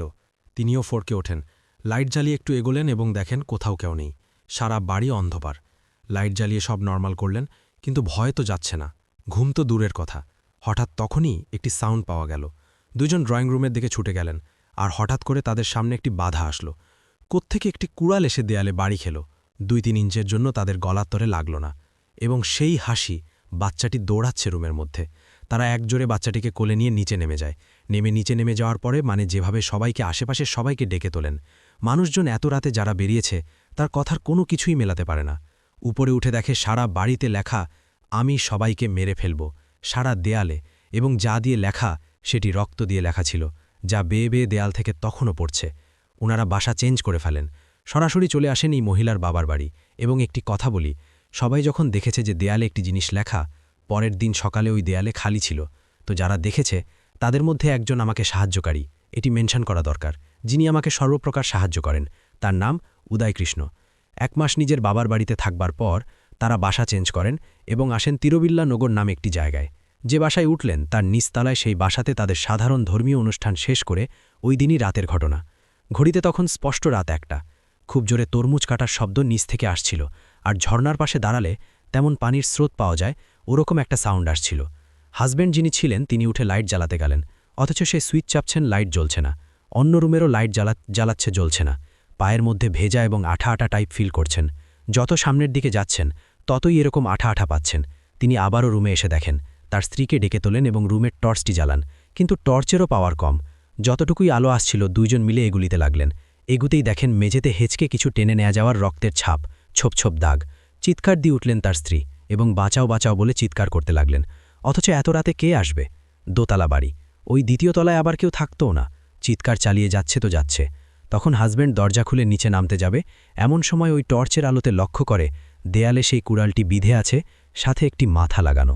আমি চিন্তা করতে পারি না, তার পেছনে পেছনে বাচ্চা কোলে করে নিয়ে ওয়াইফও দেখে ফেলে এই দৃশ্য এবং এক চিৎকার দেয়। দরজা খুলতে পারছে না, হাজব্যান্ড অনেক ধাক্কাচ্ছে, কিন্তু ওপাশ থেকে লক মনে হচ্ছে। এখন তাদের কি হবে? আর সেই বাচ্চার হাসি এখন আরও বেড়ে গেছে। শুধু যে একটি বাচ্চার হাসি তাও না, অনেকগুলো বাচ্চার হাসি, একের পর এক বাচ্চার হাসি। বাচ্চাকে কোলে করে তার বড় স্ত্রী, তার স্ত্রী অজ্ঞান হয়ে পড়ে। সারাটা রাতই হয়ে থাকল, দিনই যেন হচ্ছে না। ভোর হলেই তো সবাই জাগবে, কিন্তু সেই রাত পার হচ্ছে না যে। যদি এক হাত একা দেখা যেত, তাহলে তো মনকে সান্ত্বনা দিয়ে যেত। ওনারা দুইজন দেখছেন, আমার যে প্রত্যক্ষদর্শী ছিল সেও দেখছে। মহিলা অজ্ঞান, কিন্তু হাজব্যান্ডটি অনেক চেষ্টা করতে থাকে। একটা পর্যায়ে দরজা খুলে দেই। হাজব্যান্ড বল স্ত্রীকে জাগিয়ে তোলেন, বাচ্চাকে কোলে করে চিৎকার করতে থাকে। কিন্তু ওখানে এত লোকজনের সমাগম না থাকায় কেউ সাহায্যের জন্য এগিয়ে আসে না, সবাই ঘুম। রাস্তায় একটা ট্যাক্সি পায়। ওনারা প্রায় ৩-৪ ঘন্টা চেষ্টা করে এই ঝামেলা থেকে মুক্তি পাওয়ার জন্য ফাইনালি একটি ট্যাক্সিতে ওঠে। ট্যাক্সিওয়ালাকে কোনো জায়গার নাম ঠিকমতো বলতেও পারছিল না তারা, তুতলাচ্ছিল। খালি টাইমটা জিজ্ঞেস করে ট্যাক্সিওয়ালাকে বলে রাত 1:10 বাজে। ওনাদের মাথায় বাজ ভেঙে পড়ার মতো অবস্থা। যা হচ্ছে ভালো হচ্ছে না, যাই হোক আমাদের যেতে হবে। তিনি জলদি করে তার মার বাড়িতে চলে গেলেন। পরের দিন সকালে বালশ্রী মা মারা যান। রাতের বেলা মায়ের রুম থেকে সাউন্ড আসলেও ওরকম কেউ তোয়াক্কা করেনি। তার বাবা আরও আগে মারা গিয়েছিলেন। মায়ের ডেড বডি পাওয়া যায় পা থেকে আলাদা হওয়া পর্যন্ত। পুলিশ কেস হয়, পোস্টমর্টেম কেস হয়। রিপোর্টটাতে কোনো মানুষের হাতের ছাপ পাওয়া যায়নি। এই ঘটনার পর তাদের ভয়ের আর কোনো সীমা থাকল না। বাসার সবাইকে তিনি আর চিন্তা করার কোনো ওয়ে পেলেন না। কিন্তু সবাই ভীত সন্ত্রস্ত অবস্থায় এক তান্ত্রিককে দেখানোর পর তিনি যেভাবে যা করতে বলেছিলেন তারা ঠিক সেভাবেই সে সব প্রসিডিওর সম্পন্ন করেন।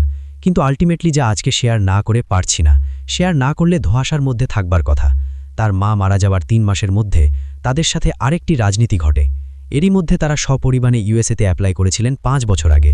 বেবি হওয়ার পর তার ডিলে হয়, তো 5 বছরের জায়গায় 6 বছর হয়ে যায়। ভিসা যখন পাসপোর্টে লাগে ঠিক সেদিনের ঘটনা। মা মারা যাওয়ার পর তেমন কিছু না হলেও সেদিন ঘটনাটা তার হয়তো সারা জীবন মনে থাকবে। 1991 জানুয়ারি, সেদিন শীত ছিল। রাতের বেলা বাচ্চাকে খাইয়ে দিয়ে ঘুম পাড়িয়ে দিয়ে একটা সময় তিনি ঘুমিয়ে পড়েন। হাজব্যান্ড তখন কোচিতে, চোখ লেগে যায়। হঠাৎ ঘুম ভাঙে। তার ভাইয়ের কাছে একটি বাচ্চা কাঁদছে এবং তিনি লাইট জ্বালিয়ে দেখে তারই সন্তানের গলা থেকে রক্ত ফিনকি দিয়ে পড়ছে, আর বাচ্চাটি আস্তে আস্তে তারই চোখের সামনে নিস্তেজ হয়ে পড়ল। তিনি ভেবে আর কিছু পেল না, সবাইকে ডেকে তুলল। হসপিটালে নিয়ে যাওয়ার পর ডক্টররাও ইতির এটার কোনো রিজন খুঁজে পায়নি। শরীরে কোনো ছাপ নেই, হাতের তার সাথে এই ট্র্যাজেডি কিন্তু কখনোই তিনি ভুলবেন না। কিছু মানুষ আমাকে এই ঘটনাটি কালেক্ট করতে যথেষ্ট হেল্প করেছিলেন তখন, তাদেরকে অনেক ধন্যবাদ জানাই। Thank you so much. আপনার ঘটনার জন্য আপনাকে অনেক ধন্যবাদ। এবং আমি এখন যেটা করব সেটা হচ্ছে চলে যাব সরাসরি আমাদের পরবর্তী যে অতিথি আছেন তার কাছে। আসসালামু আলাইকুম রাসেল ভাই। আসসালামু আলাইকুম লিসেনার্স। আমি আলমা মন্ডনিক। আমি এসেছি উত্তরা থেকে। আমার হোম ডিস্ট্রিক্ট মানিকগঞ্জ। আমি এখন যে ঘটনাটি শেয়ার করতে যাচ্ছি সেটি আমার নিজের সাথে ঘটা একটি ঘটনা। ঘটনাটি রাজেল ভাই 15 সালের ঘটনা। আমি তখন বাংলাদেশ রেলওয়েতে আপনার সুবর্ণ এক্সপ্রেস, আপনি কোন ট্রেনের নাম বলেন না, কোথায় আছে সেটা বলেন, আপনি ঘটনাটা বলেন তাহলেই হবে। তো আমাদের ট্রেনটা ঢাকা থেকে রাত 11টার দিকে ছেড়ে সিলেটের উদ্দেশ্যে রওনা দিয়েছে। তো রাসেল ভাই, কুলাউড়া স্টেশনের আগে তো আমাদের ট্রেনের উপরে কুলাউড়া স্টেশনটা এরকম, তার আগে পাহাড়ের মাঝখানে, এখান দিয়ে ট্রেনের লাইনটা চলে যাচ্ছে। তখন সেদিনকে প্রচণ্ড বৃষ্টি হওয়ার কারণে আমাদের ট্রেনের উপরে পাহাড়ের থেকে একটা গাছ এসে আমাদের ট্রেনের ইঞ্জিনের উপরে পড়ে। তো সেক্ষেত্রে আমাদের ট্রেনটা বন্ধ হয়ে যায়। তো আমরা ট্রেনে থেকে আমাদের ট্রেনে আপনার ব্রাহ্মণবাড়িয়া পার হওয়ার পরে থেকেই আপনার যাত্রী খুব কম। তো অনেক রাত্র হয়ে গেছে, তো যাত্রীরা ভয়ে আর নামতেছে না। তো আমরা যখন সরকারি চাকরি করি তা আমাদের নামতে হবে, কি সমস্যা দেখতে হবে। তো নামার জন্য নেমে আমরা আপনার সামনে কুলারো স্টেশনে খবর পাঠাতে যাচ্ছি যে আমাদের ট্রেনে সমস্যা হয়েছে। তো নেমে কুলারো স্টেশনে যোগাযোগ করার পরে আপনার একটু সামনে যাই, ট্রেনের ইঞ্জিনের সামনে যাই। ইঞ্জিনের সামনে যাওয়ার পরে আমি দূরে থেকে দেখতে পারি যে একটা রুমের একটা কুশিরের মতো কিছু দেখা যাচ্ছে, সেখানে আলো জ্বলতেছে। তা আমি চিন্তা করলাম যে ওখানে কোনো লোক থাকবে হয়তো। তো লোক থাকলে তাদের কাছে যোগাযোগ করে বা কোনো লোকজন যদি এনে যদি গাছটা সরানো যায় বা কোনো ব্যবস্থা করা যায় তাহলে তো জিনিসটা ভালো হয়। তো সেক্ষেত্রে আমি সেই উদ্দেশ্য করে আমি ওই কুঠিরের দিকে গেছি, চা বাগানের মাঝখানে কুঠিরটা। তো প্রচণ্ড অন্ধকার, তো এগিয়ে যখন কুঠিরের দিকে যাচ্ছি মানে তখন আস্তে আস্তে মানে কুঠিরের সামনে যখন গেছি আমি কুঠিরের বাইরে থেকে আমি ঘরটার বাইরে থেকে আমি কটর মটর মাংস হাড় চাবানো যেরকম একটা শব্দ পাওয়া যাচ্ছে ওরকম আমি একটা শব্দ পাচ্ছি বাইরে থেকে। তা আমি হয়তো ভাবলাম যে ভিতরে হয়তোবা কোনো মানুষ আছে, তারা হয়তোবা কিছু হাঁটছে।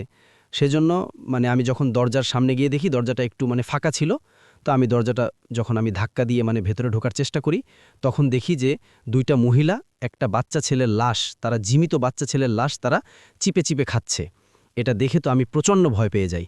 এবং রাসেল ভাই, ওই মহিলা দুটো যখন আমার দিকে তাকায় তখন মানে আমি মানে কখনো এই দৃশ্য ভুলতে পারবো না। তাদের চেহারা এরকম ছিল, মানুষ পুড়ে যাওয়ার পর, সদ্য পুড়ে যাওয়ার পর যেরকম মানুষের চেহারা হয়, মানে কিছু জায়গা মানে সাদা ফ্যাটফেটে হয়ে গেছে, কিছু জায়গা কালো, এরকম মানে চেহারার মানুষ, দুটো মানুষ, চোখ একদম লাল টকটক আগুনের মতো, মুখ দিয়ে অজস্র রক্ত ঝরছে। এই মানুষ যখন আমার দিকে তাকালো তখন প্রচণ্ড ভয়ে আমি আল্লাহু আকবার করে একটা মানে জোরে আওয়াজ করে আমি সেখানে সেন্সলেস হয়ে যাই। তখন আমাদের ট্রেনে যে যারা দায়িত্বরত লোক ছিল, অফিসার ছিল, তারা আমার কণ্ঠ শুনে দ্রুত ওই জায়গায় চলে আসার পরে তারা দেখে যে আমি সেন্সলেস হয়ে পড়ে আছি। তারা আমাকে তখন ট্রেনে নিয়ে যায়। ট্রেনে নিয়ে যাওয়ার পরে আপনার মাথায় পানি টানি ঢেলে তাৎক্ষণিক কোনো মানে চিকিৎসা দিয়ে আমাকে সুস্থ করে তোলে। এই ছিল রাসেল ভাই আমার ঘটনা।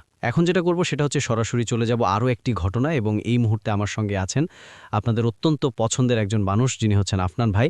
তাকে আমি বলেছিলাম এবং তিনি একটা ঘটনা পাঠিয়েও দিয়েছেন। তার সেই ঘটনাটি আমি এখন আপনাদের জন্য প্লে করছি। আশা করছি আপনাদের সবার ভালো লাগবে। চলুন শুনে আসি আফনান ভাইয়ের ঘটনাটি। রেকর্ডেড ফাইলটা আজকে পাঠালাম। আজকে একটি ঘটনা আমি আপনাদের সঙ্গে শেয়ার করব। ঘটনাটি লাশকাটাঘর কেন্দ্রিক। লাশকাটাঘর কেন্দ্রিক ঘটনা আমি বলেছি, কিন্তু এক একটা ঘটনার প্রেক্ষাপট এক এক রকম থাকে, আর এক একটা ঘটনায় এক এক ধরনের ভয়ানক ব্যাপার থাকে। কিন্তু এবারের ব্যাপারটি বেশ অন্যরকম। তো কথা না বাড়িয়ে মূল ঘটনাতে চলে যাচ্ছি।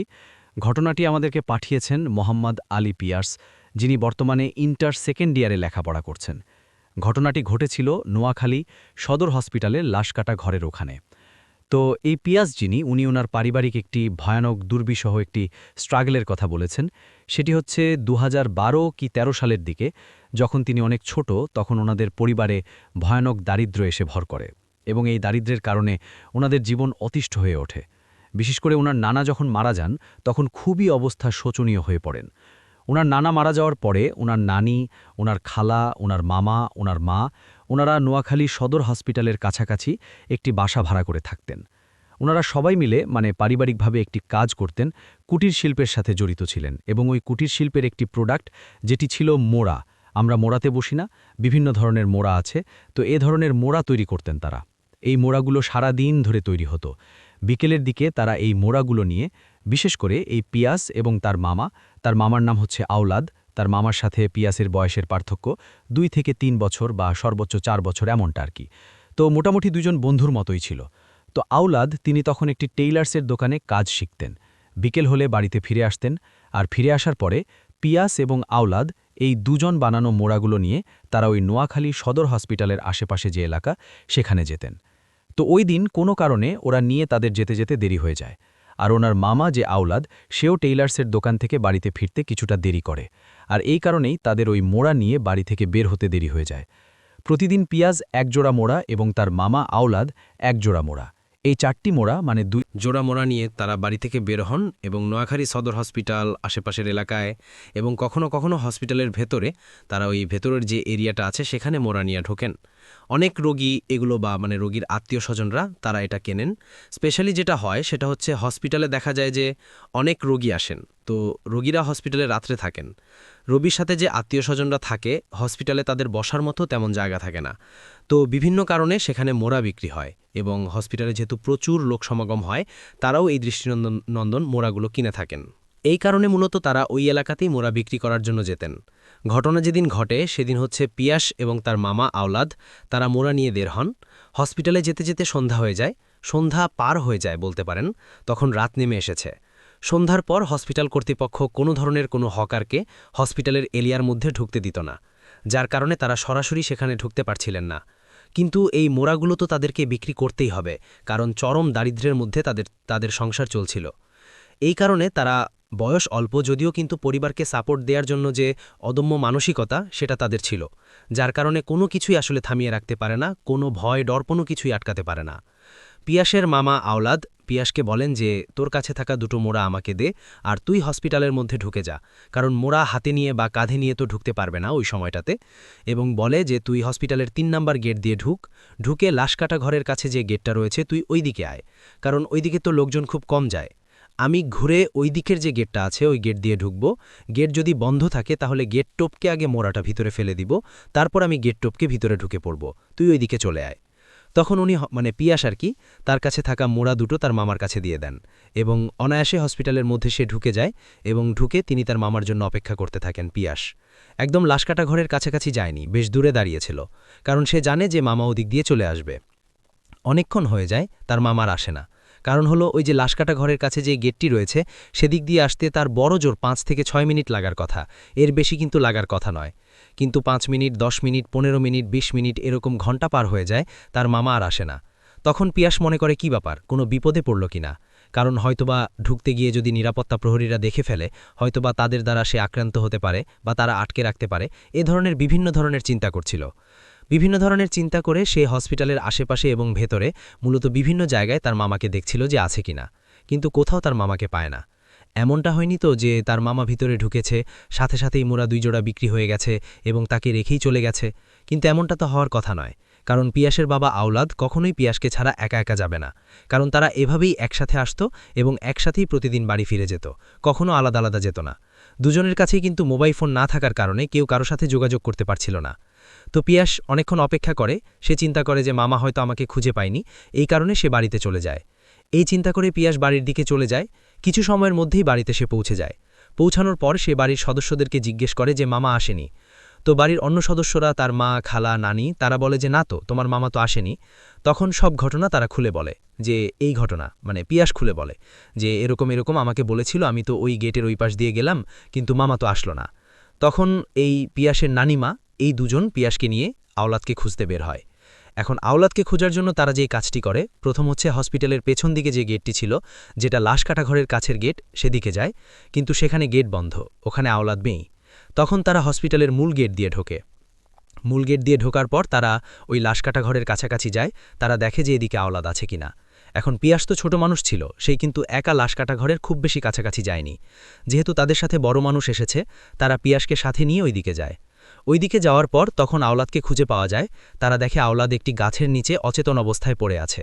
তাকে ধরাধরি করে হসপিটালে নিয়ে যাওয়া হয়, যেহেতু হসপিটালের মধ্যেই ছিল, সে ওইরকম কোনো মানে সিরিয়াস কোনো সমস্যাই ছিল না, জাস্ট সেন্সলেস হয়েছিল। তাকে পানি ছেটা দেওয়ার পরে এমনিতেই তার জ্ঞান ফিরে আসে, তবে শরীরটা বেশ দুর্বল ছিল। ওদিকে মোরা যে দুটো মানে 4টা কোথায়, এই দিকে তাদের আর আসলে ওরকম কোনো ভ্রুক্ষেপ ছিল না, কারণ বড় ধরনের কোনো ক্ষতি হয়েছে কিনা বা ক্ষতি হতে পারত, এই সমস্ত জিনিস চিন্তা করে তারা মোরার চিন্তাভাবনা দিয়ে তাকে নিয়েই বাড়িতে ফিরে আসে। বাড়িতে ফিরে আসার পর মোটামুটি বেশ অনেকক্ষণ মানে মাঝরাত পর্যন্ত পিয়াসের মামা আওলাদ কোনো কথাই বলতে পারেনি। তো পরবর্তীতে তার মামাকে পানি পড়া খাওয়ানো হয়, তারপর আস্তে আস্তে সে কথা বলতে শুরু করে। তখন সে বলে তার সাথে কি ঘটনা ঘটেছে। সে বলে যে পিয়াসকে হসপিটালে ঢুকিয়ে দিয়ে সে ওই 2 জোড়া মোড়া নিয়ে ঠিক হসপিটালের পেছন দিকে লাশকাটা ঘরের কাছে যে গেটটি রয়েছে সেই গেটের কাছে যায়। সেখানে যাওয়ার পর সে মোড়াগুলো আগে দেয়াল টপকে ভিতরে ফেলে দেয়, তারপর সে ঠিকই আবার দেয়াল টপকে নিজেও ঢুকে পড়ে। ঢুকে পড়ার পর সে মোড়া নিয়ে হাঁটতে থাকে। হঠাৎ করে একটি জায়গায় তার চোখ আটকে যায়, দেখে যে বিশাল একটি প্রাণী, তার গলাটা অনেক লম্বা, সে গোল একটা কোনো একটা ট্যাঙ্কের মতো রয়েছে, তার মধ্যে মাথা ডুবিয়ে কিছু একটা খাচ্ছে। পিলিসিনার্স যেই জিনিসটি মানে যেই একটা বড় ট্যাঙ্কের মতো যেটা, সেটি আসলে ছিল হচ্ছে বিভিন্ন লাশ কেমিক্যালের মধ্যে ডুবিয়ে রেখে সেই লাশের হাড় থেকে মাংসগুলো আলাদা করার একটা রাসায়নিক বিক্রিয়ার মাধ্যমে মাংসগুলো আলাদা করার একটি মানে পাত্র বলা চলে। অনেক সময় অনেক বেয়ারিশ লাশ পাওয়া যায় যাদের কোনো আত্মীয় স্বজনের ঠিক ঠিকানা থাকে না বা খুঁজে পাওয়া যায় না, তখন এই লাশগুলো মেডিকেলের স্টুডেন্টদের লেখাপড়ার যেন কাজে লাগে, এই জন্য সেই লাশগুলো থেকে কঙ্কাল তৈরি করা হয় এবং সেগুলো মেডিকেল স্টুডেন্টদের লেখাপড়ার কাজে লাগে। এটা শুধু সেই লাশগুলোর ক্ষেত্রেই হয় যাদের মানে কোনো আত্মীয় স্বজন খুঁজে পাওয়া যায় না বা দীর্ঘদিন ধরে মর্গের ফ্রিজের মধ্যে পড়ে রয়েছে কিন্তু ওদের আত্মীয় স্বজন খুঁজে পাওয়া যায়নি, এমনটা ক্ষেত্রে শুধু এই ঘটনাগুলো ঘটে, তাছাড়া এমনিতে কিন্তু হয় না। তো আওলাদ মামা তিনি দেখেন যে তার কাছে একটা বিশাল জিরাফ দাঁড়িয়ে রয়েছে। ওটা মূলত একটা জিরাফের মতো ছিল। তো আওলাদ মামা কিন্তু কখনো জিরাফ সামনাসামনি দেখেননি, তিনি এই বাচ্চাদের বইয়ে যে জিরাফের ছবি রয়েছে সেই ছবি দেখেছেন। প্রথমে আওলাদ মামা ভেবেছিলেন যে এটি মনে হয় হসপিটাল কর্তৃপক্ষই নিয়ে এসেছে চিড়িয়াখানা থেকে, কারণ সেটা আসলে একটা জিরাফই ছিল। জিরাফের মতো গায়ের রং, ঠিক এত বড় লম্বা, গলা লম্বা, মানে যে কেউ দেখলে সেটাকে জিরাফই মনে পড়বে। তো তিনি করেন কি, মোড়াগুলো পাশে রেখে একটা গাছের আড়ালে দাঁড়ান এবং জিরাফটাকে দেখতে থাকেন, কারণ আগে তো কখনো জিরাফ দেখেননি তিনি। তো সামনাসামনি জিরাফ দেখে তার ভালো লাগে এবং সে অপলক দৃষ্টিতে জিরাফটির দিকে তাকিয়ে থাকে। জিরাফ ওই যে মগের মধ্যে, মানে মগজের ট্যাঙ্কের মধ্যে আর কি, মাথা নামিয়ে কিছু খাচ্ছিল। হঠাৎ করে কোনো কারণে ওই আওলাদ মামা একটু নড়াচড়া করে ওঠে। ওনার পায়ের নিচে ছোট্ট একটা প্লাস্টিকের বোতল, যেই বোতলের মধ্যে পানি ছিল না, ওটার উপর ওনার পা পড়ে, যার ফলে ওই বোতলটা মানে মচমচ শব্দ করে ওঠে। আর তখন ওই যে জিরাফের মতো প্রাণীটি সে মাথা তুলে পেছন দিকে ঘুরে তাকায়, মানে মাথাটা ঘুরে তাকায়। আর তখন আওলাদ মামা দেখেন যে দেহটা জিরাফের মতো হলেও মাথাটা, মানে মুখের অংশটা আসলে জিরাফের মতো নয়। এটা একটা ড্রাগনের মতো এবং অত্যন্ত ভয়ঙ্কর তার চেহারা, এবং চোখ দুটো জলজল করছে। শুধু যদি এতটুকুই হতো তাও একটা কথা ছিল। আওলাদ মামা দেখে তার মুখটা কিন্তু অনেক বড়, আর মুখের মধ্যে একটি মানুষের মাথা থেকে কোমর পর্যন্ত ঢুকে রয়েছে এবং কোমর থেকে নিচের অংশ দুটো পা বেরিয়ে আছে। তার মানে হচ্ছে ওই প্রাণীটি ওই ট্যাঙ্কের মধ্যে থাকা কোনো একটি ডেড বডি খাওয়ার চেষ্টা করছিল। এই দৃশ্য দেখার সাথে সাথে আওলাদ মামা ওখানেই সেন্সলেস হয়ে পড়েছেন। এরপরে তাকে আর খুঁজে পাওয়া যাচ্ছিল না। তারপরে পিয়াস, তার মা এবং তার নানি তিনজন মিলে ওখান থেকে আওলাদ মামাকে উদ্ধার করেন এবং আওলাদ মামা এই ঘটনাটি পরবর্তীতে সবার সাথে খুলে বলেন। পিয়াস লিখেছেন যে তিনি যদি হসপিটালের মূল গেট দিয়ে না ঢোকে, ওনার মামার সাথে যদি ওই পেছনের গেট দিয়ে ঢোকার চেষ্টা করত, তাহলে সে ওই ভয়ানক প্রাণীটিকে দেখতে পেত। কিন্তু আমরা কেউই চাই না এ ধরনের প্রাণী আমাদের সামনে পড়ুক এবং আমরা সেটা দেখি। আসলে সেটি কি প্রাণী ছিল? আমরা তো এতটুকু নিশ্চিত সেটি কোনো ভয়ঙ্কর পিশাচ জিন ছিল, কিন্তু জিরাফের আকৃতি নিয়ে সেটা খাওয়ার উদ্দেশ্য কী ছিল এটা আমরা জানি না, বা জিরাফের আকৃতির ভয়ানক কোনো পিশাচ আছে কিনা সেটি আমরা না জানলেও আজকের এই ঘটনা থেকে এতটুকু তো বুঝতে পারলাম যে আসলে জিনরা ইচ্ছাধারী প্রাণী। তারা তাদের প্রয়োজনে যে কোনো ধরনের রূপ তারা নিতে পারে তাদের সুবিধার্থে। হয়তোবা এমন ঘটনাটি এখানে ঘটেছিল। Thank you so much. আপনার ঘটনার জন্য আপনাকে অনেক ধন্যবাদ, এবং আমরা চলে যাব আমাদের পরবর্তী অতিথির কাছে। আশা করছি যে তার যে শোনানো ঘটনাটা, সেই ঘটনাটা আপনাদের ভালো লাগবে। আসসালামু আলাইকুম রাসেল ভাই। আজকে আমি আপনার সঙ্গে যেই ঘটনাটা শেয়ার করতেছি সেটা আমাদের এলাকায় ঘটে যাওয়া একটা ঘটনা। গ্রামের নাম কেউ মুখে নেয় না, মানচিত্রেও নেই। আশেপাশের মানুষ শুধু বলে ওই ভেতরের পুকুরওয়ালা গ্রাম। আমি সেখানে গিয়েছিলাম একজন বন্ধুর খোঁজে। রফিক কলেজে আমার সাথে পড়ত। হঠাৎ চাকরি নিয়ে সে এই এলাকায় আসে। তারপর একদিন ফোনে শুধু বলছিল, ভাই এখানে রাতে মানুষ ঘুমায় না। তারপর ফোন বন্ধ। 3 সপ্তাহ কোনো খবর নেই। পুলিশ বলল লোকটা হয়তো পালিয়েছে, কিন্তু আমি জানতাম রফিক পালানোর মানুষ না। গ্রামে ঢুকতেই প্রথম যেই জিনিসটা চোখে পড়ল, মাঝখানে একটা বিশাল পুকুর, পানি একদম কালো, যেন আলো শুকে গেছে। পাড়ায় দাঁড়ালে নিজেরাও ছায়া দেখা যায় না। গ্রামের লোকজন দিনের বেলা অস্বাভাবিক, কিন্তু সন্ধ্যা নামলেই জানালা বন্ধ করে দেয়, কেউ বাইরে থাকে না। আমি যে বাড়িতে উঠলাম সেই বৃদ্ধ লোকটা শুধু একটা কথাই বলল, রাতে পুকুরের দিকে তাকানা। প্রথম রাতে ঘুম ভেঙে গেল। বাইরের পানি সচকল শব্দ, অথচ বাতাস নেই। জানালা দিয়ে তাকিয়ে দেখি পুকুরের মাঝখানে কেউ দাঁড়িয়ে আছে, হাঁটু পর্যন্ত পানি, মাথা নিচু, আলো নেই। কিন্তু আমি বুঝতে পারছিলাম ওইটা মানুষ না। হঠাৎ সে মাথা তুলল, মুখ নেই, শুধু ফাঁকা কালো। পরদিন গ্রামের লোকজন জিজ্ঞেস করল, সবাই এড়িয়ে গেলেন। একজন বুড়ি ফিসফিস করে বলল, ওটা তালিকা নেয়।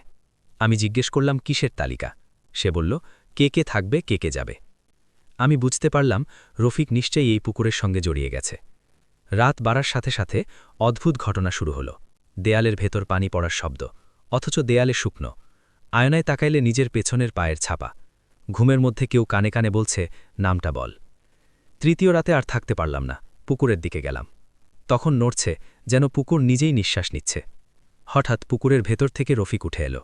চেহারাটা ঠিক আছে, কিন্তু চোখে কোনো পলক নেই। সে বলল, ভাই আমি নাম দিয়ে দিয়েছি। আমি চিৎকার করে জিজ্ঞেস করলাম, কার নাম দিছ? সে শুধু পুকুরের দিকে তাকালো। পানি ফেটে অনেক বের হলো, সাদা ফুলে থাকা হাত। তারা আমাকে ধরতে চাইছিল। আমি দৌড়ে পালালাম। পেছনে শুনলাম অনেক কণ্ঠ একসাথে বলছে, এখন একজন কম। তো ভোরে গ্রাম ছাড়লাম। পেছনে তাকিয়ে দেখি পুকুরটা নেই, শুধু শুকনো গর্ত। পুলিশ রিপোর্ট লেখা, এই এলাকার কোনো পুকুর ছিল না। রফিক নাম সরকারি তালিকায় মৃত হিসেবে উঠে এসেছে 5 বছর আগে, কিন্তু গতরাতে আমার দরজার সামনে ভেজা পায়ের ছাপ ছিল, আর ফোনে একটা মেসেজ আসছিল যে তালিকায় তোমার নাম তো দিয়ে দিয়েছে। তো এই নামের কথা শুনে তো আমি অবাক। রাতে ঘুমানোর সময় বুঝলাম ঘরের মেঝেতে পায়ের ছাপ, অথচ বাইরে যায়নি। দেয়ালের ভেতর থেকে পানির শব্দ আসছে, কেউ ভেতরে হাসছে। আয়নায় তাকালে নিজের পেছনে আরেকটা ছায়া আসছে, আমার নাড়াচাড়ার সাথে একটু দেরি নড়ছে। তৃতীয় রাতে সাহস করে পুকুরের কাছে গেলাম। পানি তখন আর স্থির না, ওঠানামা করছে, যেন কেউ শ্বাস নিচ্ছে। ঠিক তখনই রফিক উঠে এলো, চেহারা আগের মতোই, কিন্তু চোখ বেশি একটা। হঠাৎ পানি ফেটে বের হলো, সাদা ফুলে থাকা ঠান্ডা তার মাটিতে আঁকড়ে ধরছে। রফিক ধীরে ধীরে আবার পানিতে নেমে গেল। যাওয়ার আগে বলল, তুমি এখানে দেরি করিও না। আমি দৌড়ালাম। পেছনে অনেক কণ্ঠ একসাথে ফিসফিস করে বলছে, একজন কম, একজন কম। তো ভেতরের গ্রাম ছাড়ার সময় দেখি পুকুর নেই, শুধু শুকনো গর্ত। রিপোর্টে লেখা, ঠিক রফিক আরও 5 বছর আগে মারা গিয়েছে। তা আমি শহরে ফেলে এসেছি, কিন্তু গল্প শেষ হয়নি। এখন রাতে ঘুম ভাঙে পানির শব্দে। বাথরুমে আয়নার মাঝে মুখহীন কিছু দাঁড়িয়ে থাকে আমার সামনে। গতকাল দরজার নিচে পানি ঢুকেছিল, আর ফোনে একটা নতুন মেসেজ আসে, নামের জায়গা এখনও খালি। আমি জানি গ্রামটা আমাকে ছাড়েনি, শুধু ঠিকানাটা বদলে গেছে। এই ছিল আমার ঘটনা। আশা করি রাসেল ভাই আপনাদের কাছে অনেক ভালো লেগেছে।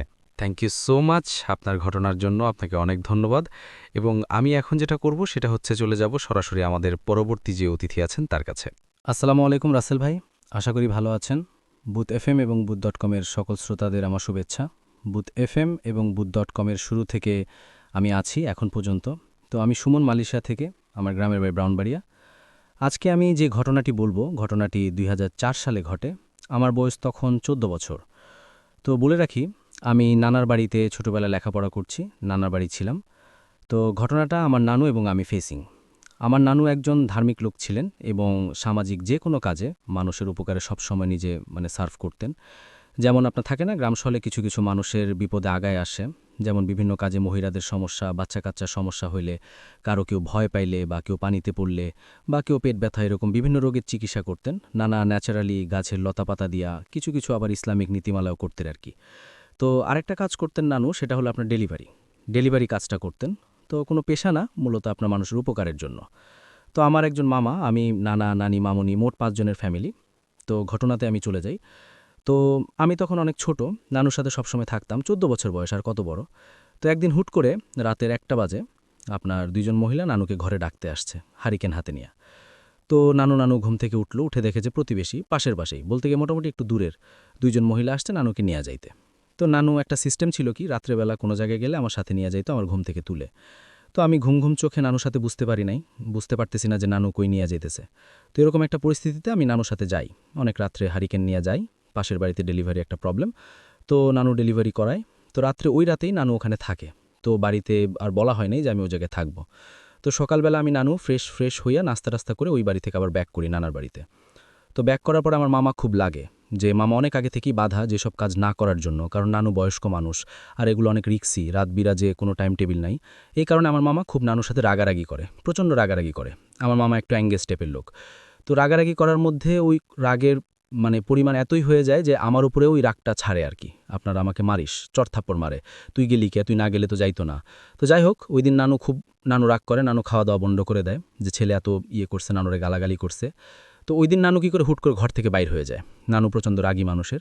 তো বাইর হয়ে যায়, কাউকে বলে নাই, দুপুরবেলা। তো মামা প্রাইমারি স্কুলের মাস্টার ছিলেন। তো উনি তো সকালবেলা চলে গেছে। তো বিকাল 5টার পরে আসছে মামা এসে বলতেছে যে তোর নানু কই। নানু দুপুরে কুই জানি গেছে, আমি তো যাই না। তো মামা খুব রাগারাগি করে আমারে বলে খুঁজতে, সবাই মিলা খুঁজে, কিন্তু রিলেটিভ যাদের বাড়িতে নানা যাইতো ওদের বাড়িতে নাই। আমিও খুঁজছি, দুপুরবেলায় খুঁজছি, কিন্তু নানুকে পাই নাই। তো থ্যাঙ্কসলি মনও আমারও খারাপ, প্রচণ্ড খারাপ, কারণ নানুরে ছাড়া এক মুহূর্ত আমার ভালো লাগতো না। তো যাই হোক, রাত হয়ে গেল, আপনার সবারই মন খারাপ যে নানু কই গেল। তখন মোবাইল ফোনটা ছিল কিছু মানুষের হাতে, কিন্তু আমার মামার সামর্থ্য হয় না এরকম মোবাইল ফোন কিনা। মোবাইল ফোনটা রেগুলার হয়েছে, আর ঘটনাটা ঘটছে 2004। তো রাতটা খুবই কষ্টে কাটতেছে, সবাই খাওয়া দাওয়া মোটামুটি একটা কিস অবস্থা। কেউ মামারে ডাকতে গেলে মামা বলতেছে আমি খামু না, হলুয়া বলতেছে আমি খামু না। তো এরকম একটা পরিস্থিতি আর রাসেল ভাই।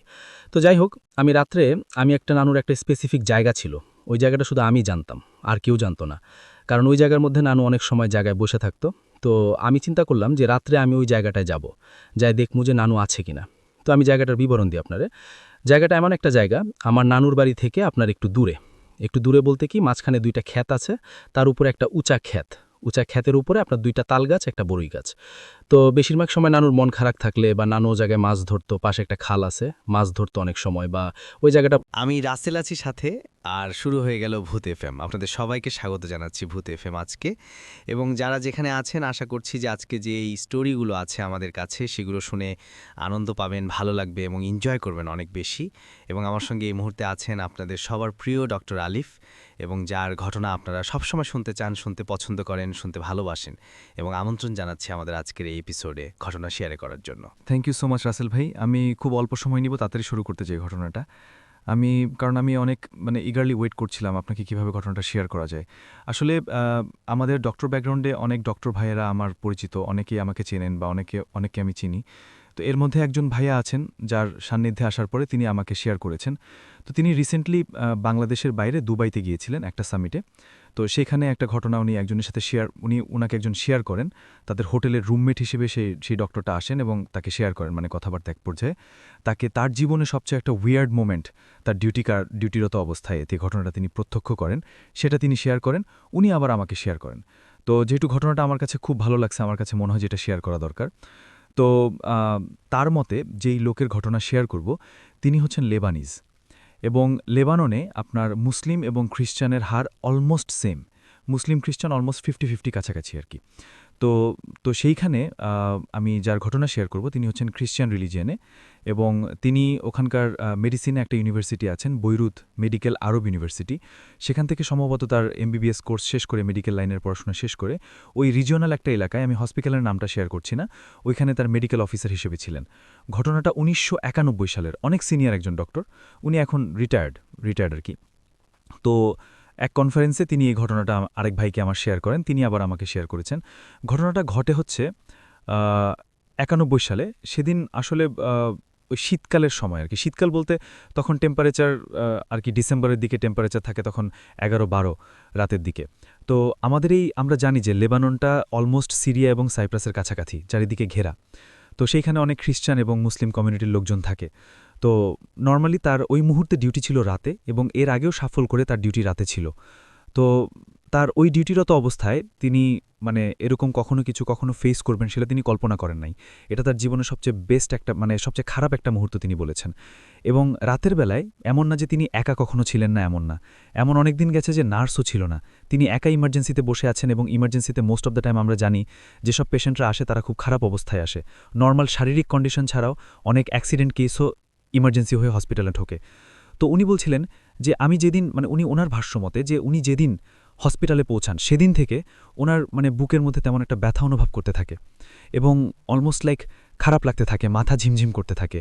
এটা তিনি আগে কখনো ফেস করেন। এমন না যে তার সাইনাসের প্রবলেম বা সাইনাসাইটিস বা কিছু, এরকম কিছু না। তার কাছে মনে হচ্ছে যে তার নাক দিয়ে এখনই রক্ত বের হবে, তার মনে হচ্ছিল তার কান দিয়ে এখনই রক্ত বের হবে, চোখ দিয়ে রক্ত বের হবে, এরকম মনে হচ্ছিল। হঠাৎ করে তখন বাজে রাত 11টা কি 12টা, তিনি দেখলেন যে প্রচণ্ড শীত, কুয়াশা বাইরে, শীতের মধ্যে বেশ ভালো শীত, হসপিটালের ভেতরে তিনি অবস্থান করছিলেন এমন। আর ওই মুহূর্তে ওই দিন কোনো ডাক্তার তার সাথে ছিল না, এবং এটা আগেও একবার অ্যাক্টিভ হয়েছিল। তো তার সাথে 3 জন নার্স ছিল, এবং 3 জন নার্স তার সাথে অ্যাসিস্ট করার জন্য ছিল, এবং তিনিও পুরোটা রাত থাকবে আর কি। তো মাত্র রাত শুরু, 11:25 বাজে। হঠাৎ করে তার হঠাৎ নিচের থেকে তিনি শব্দ শুনেন, হইচই পড়ে গেছে, এক ধরনের হইচই চলে আসছে। সবাই হইচই শুনে তিনিও বারান্দা দিয়ে উকি মারলেন কি সমস্যা। তো দেখছে সবাই দৌড়ে দৌড়ে নিচে চলে যাচ্ছে, লোকজন দৌড়ে নিচে চলে যাচ্ছে। একটা কাভার্ড ভ্যান এসছে, এবং খুব কাছে একটা হাইওয়েতে নাকি অ্যাক্সিডেন্ট হয়েছে। সেখান থেকে 2টা লাশ, 2টা বডি আসছে, ডেড বডি না, 2টা বডি আসছে, খুব মুমূর্ষু অবস্থা। এবং 2টা বডি, 9 বছরের 2টা বাচ্চা, 9-10 বছরের হবে, এবং এত সুন্দর ফুটফুটে 2টা সন্তান বাচ্চা দেখে তিনি খুব মায়া অবস্থায় ইমার্জেন্সিতে সেই আসেন, এবং তিনি বারান্দা দিয়ে দেখছেন যে বডিগুলাকে স্ট্রেচারে করে নিয়ে তার কাছে নিয়ে আসা হবে আর কি। তো তিনি দেখলেন যে ওই বডির সাথে আসছে ওই ড্রাইভারটাই, আর কেউ আসে নাই, কোনো মানুষজন নাই। তো ড্রাইভারের কাছ থেকেই ডিটেলস নিচ্ছে, এবং ওখানে ইমার্জেন্সিতে 999 কল দিলে ইমার্জেন্সির লোকজন চলে আসে। তো পুলিশ ছিল, এবং পুলিশও অনেক ফর্মালিটিস কমপ্লিট করে লোকের সাথে, কিন্তু ওই 2টা বডিকে ওই মুহূর্তে ইমার্জেন্সিতে ঢুকিয়ে ফেলা হয়। ইমার্জেন্সিতে ঢুকানোর পরে ওই 2টা বডি থেকে কোনো ধরনের পালস এবং কোনো ধরনের শ্বাস প্রশ্বাস কিছুই পাওয়া যাচ্ছিল না, কোনো হার্টবিটস কিছুই ছিল না। তো অনেক চেষ্টা করে, তো আমরা ডাক্তারি ভাষায় যেটা ডিফিব্রিলেশন বলি, তো তার বুকের মধ্যে সিপিআর দেওয়ার চেষ্টা করছিল। 1991 সাল, তখন টেকনোলজিক্যালি এত আপগ্রেডেশনস ছিল না। তো তিনি অনেকক্ষণ চেষ্টা করার পর একটা ছেলে একটা মেয়ে ছিল, ছেলেটা একটু নিঃশ্বাস নেওয়া শুরু করেছিল, ওর সিচুয়েশন একটু ভালো ছিল, করছিল মানে কি মনে হচ্ছিল যে সিপিআর দেওয়ার পরে ছেলেটা নিঃশ্বাস নিচ্ছে। আমরা 5টা চেস্ট কম্প্রেশনের একটা মাউথ টু মাউথ দিই। তো উনি মনে হচ্ছিল যে ছেলেটা মনে হয় ব্যাক করবে বা কিছু একটা, এবং রক্তাক্ত অবস্থায়, কারোরই কোনো পায়ের আঙুল ছিল না, পায়ের আঙুলগুলো সব ঝুলে পড়া অবস্থায়। মোটামুটি দূর 1 কিলোমিটার দূর। তা আমরা ছোটবেলা সবাই ওয়াজ মাহফিলের প্রতি একটা ঝোঁক থাকে, তো বাৎসরিক ওয়াজ মাহফিল। তা আমার কিছু ফ্রেন্ড সার্কেল আসলো, আইসা বলল যে চল মাহফিলে যাবো। ওকে ডান, চল মাহফিলে যাবো। তা আমরা মূলত 4 জন হইলাম। তো 4 জন হয়ে রওনা দিলাম মাহফিলে।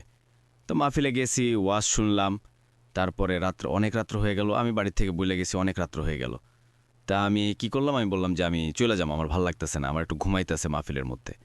তো এরা 3 জন মধ্যে 2 জন গেছে, পোলাপান মানুষ ঘুরতেছে, আমরা সবাই যার যার মতো। তা আমার কাছে খুব খারাপ লাগতেছে, আমি চলে যাবো, ছোটোবেলায় তো। তা আমি এরা কইলাম যে চলে যাবো, তোরা থাক। তা আমি মাহফিলের থেকে বেরোয়া যে রাস্তাটায় দাঁড়াইছি, রাস্তা দিয়ে ওয়েট করতেছি যে আমাদের বাড়ি কারোরে পাওয়া যায় কিনা। যদি রওনা দিয়ে দিক দেওয়া, তাহলে আমি ওর পিছিয়ে ওর সাথে কথা বলতে বলতে চলে যাবো। রাত্রে 12টা বাজে। তা আমি একটা লোককে পাইলাম। তা আমি জিজ্ঞেস করলাম যে আপনি কি বাড়ি যাবেন? কয় ও বাড়িতে যাব। তা আচ্ছা, আপনি আপনার পিছিয়ে আমি যাবো, আমার একটু বাড়িতে পৌঁছায় দিবেন। কয় দেখ, আমার বাড়ির থেকে তো তোরা বাড়ি অনেক দূর, থাকুক, তা আমি আমার বাড়ি পর্যন্ত যাইতে পারবো, আমি তোর বাড়িতে যাইতে পারবো না। তা আমি বললাম যে দেখেন, আমি তো ভয় পাই, তা আপনি একটু নিয়ে দিলে ভালো হইতো।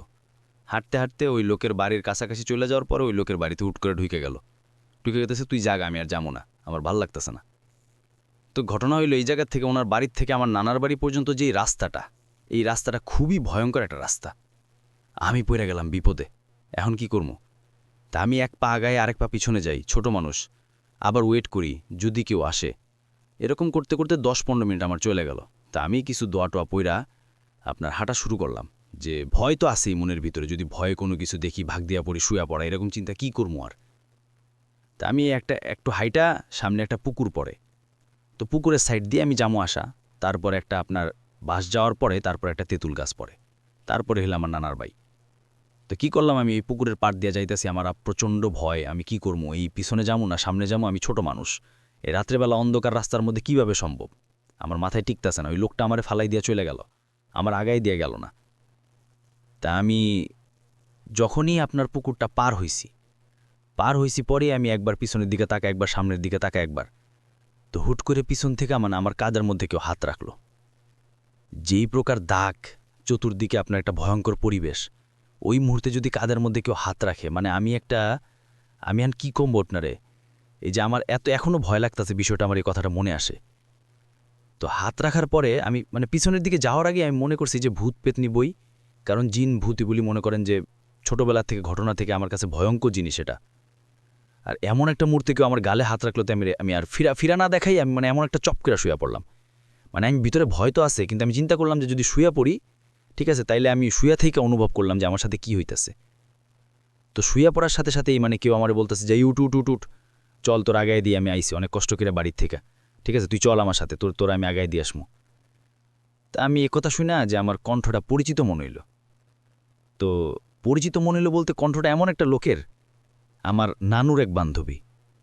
তো আমি ওনার সাথেও আমার একটা ভালো কন্ডিশন, নাতি বলে ডাকতো, পাশের বাড়ির কাছাকাছি। তো ওই নানুর আমি বললাম, নানু আমি উঠে গেছি ডাইরেক্ট, কয় আয় চল তোরে লইয়া যাই, আমিও তোরে নিতে আইছি। আচ্ছা, তাই আমি নানুরে পাইলাম, ভাই হাত ধরলাম, সব কিছুই ওকে আছে। আমি ওনার সাথে হাঁটতে হাঁটতে গেলাম, আমার বলল তুই সামনে থাক, আমি পিছনে আসি, তুই চিন্তা করিস না। তাই আমি আস্তে আস্তে হাঁটতে বাড়ির সামনে যাইতে আর মাত্র 20 কদম লাগবো। এমন একটা সময় আমার থিঙ্কিং হলো যে আমি যে নানুরে নিয়ে আপনার যাইতেছি বাড়িতে, এই নানু গত মাসের 17 তারিখ মারা গেছে। আমি ওনার কবরে জানাজা টানাজা সব কিছু করলাম, খাবার দাবার করাইলাম, মানুষের যে পথ হইল, ওরস হইল, সব কিছুই কমপ্লিটেড, কিন্তু এটা কিভাবে সম্ভব? তো আমি যখন আমার নানার বাড়ির পাশে সামনাসামনি হাইছি, 20 কদম দূরে, মনে হয় কারেন্টের একটা বাতি আমার বাড়ি কোনায় ছিল। তা আমি এক দৌড় দিয়া বাড়ির কাছে আইসা তখন পিছনের দিকে তাকাইলাম, এর আগে তাকাই নেই, কারণ আমি এর পিছনে তাকাইতে পারবো না, আমার কাছে এটা সম্ভব না। কি আমি এর অনুভব করলাম পিছন থেকে, আমি ওই বাড়ির কোনাতে থাকা তখন পিছনের দিকে তাকাই দেখি আসলেই তো কেউ নাই। আমি অ্যাকসেপ্ট করছি জিনিসটা, কারণ এটা স্বাভাবিক, কিন্তু আমার ভয়টা ফাইটা গেছে, কারণ আমি এখন বাড়িতে।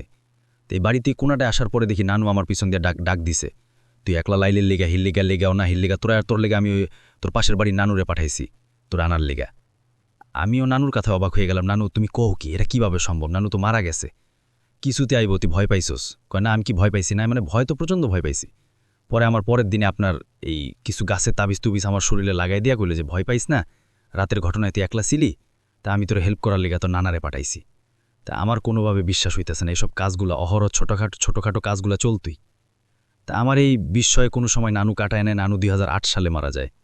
তা আমি এগুলা কারো কাছে শেয়ারও করি নাই, কারণ শেয়ার করাটা নানু আমার আরও অনেক আগের থেকে মানা করে দিছে। তা আজকে অনেক দিন পরে মনে হলো যে আমি প্রতি ফ্যামিলিটা শেয়ার করার দরকার। তা আমার এই ঘটনাটা যদি প্রচার হয়, আমি আরও ঘটনা আছে, অহরহ ঘটনা আমার নানুর সাথে, কারণ আমার নানুর মারার মৃত্যুর শেষ পর্যন্ত আমি নানুর সাথে ছিলাম। অনেকগুলা ঘটনা আছে। আজকের ঘটনাটা অনেকটা লং হয়ে গেছে। পরবর্তীতে আমার ঘটনাটা প্রচার হলে আমি ইনশাল্লাহ আরও অনেকগুলা ঘটনা আপনাকে পাঠাবো। রাসেল ভাই, এখন যেটা করব সেটা হচ্ছে সরাসরি চলে যাব আরও একটি ঘটনায়, এবং এই মুহূর্তে আমার সঙ্গে আছেন আপনাদের অত্যন্ত পছন্দের একজন মানুষ, যিনি হচ্ছেন আফনান ভাই। তাকে আমি বলেছিলাম এবং তিনি একটা ঘটনা পাঠিয়েও দিয়েছেন। তার সেই ঘটনাটি আমি এখন আপনাদের জন্য প্লে করছি। আশা করছি আপনাদের সবার ভালো লাগবে। চলুন শুনে আসি আফনান ভাইয়ের ঘটনাটি। রেকর্ডেড ফাইলটা আজকে পাঠালাম। আজকে একটি ঘটনা আমি আপনাদের সঙ্গে শেয়ার করব। ঘটনাটি অস্ট্রেলিয়ার মেলবোর্ন শহরের। আর এই ঘটনাটি তাকে পাঠিয়েছেন তার একটা স্কুল ফ্রেন্ড, যে বর্তমানে অস্ট্রেলিয়ার একটা কোম্পানিতে কর্মরত আছে। তার বন্ধুর নাম কুনাল দাস। তো কুনাল দাস তাকে ঘটনাটি পাঠিয়েছিলেন, আর সেই ঘটনাটি সাজ্জাদ হোসেন আমাদেরকে পাঠিয়েছেন। তো কুনাল দাস যেভাবে পাঠিয়েছিলেন ঠিক সেভাবেই ঘটনাটি বলার চেষ্টা করব। সাজ্জাদ হোসেন ভাই যেভাবে ঘটনাটি লিখে পাঠিয়েছেন কুনাল দাসের ভাষায়, ঘটনাটি লেখাটা অনেক ভালো হয়েছে এবং আমার মনে হয় যে ওনার ভাষায় যদি আমি বলি তাহলে আপনাদেরও বুঝতে সুবিধা হবে। তো বলছেন কুনাল দাস, সাল 2016, সেবার আমরা অফিস থেকে শীতকালে ছুটি পেয়েছিলাম, আর তাই আমরা ঠিক করি যে আমাদের অফিসের কয়েকজন মিলি ক্যাম্প ফায়ারে যাব দূরে কোথাও। তাই ঠিক হয় একটা প্রত্যন্ত এলাকায় যাব যেখানে জনবসতি কম। অস্ট্রেলিয়ার বেশিরভাগ শহরগুলোই সমুদ্রের ধারে হওয়ার কারণে ওখানেই জনবসতি সাধারণত বেশি।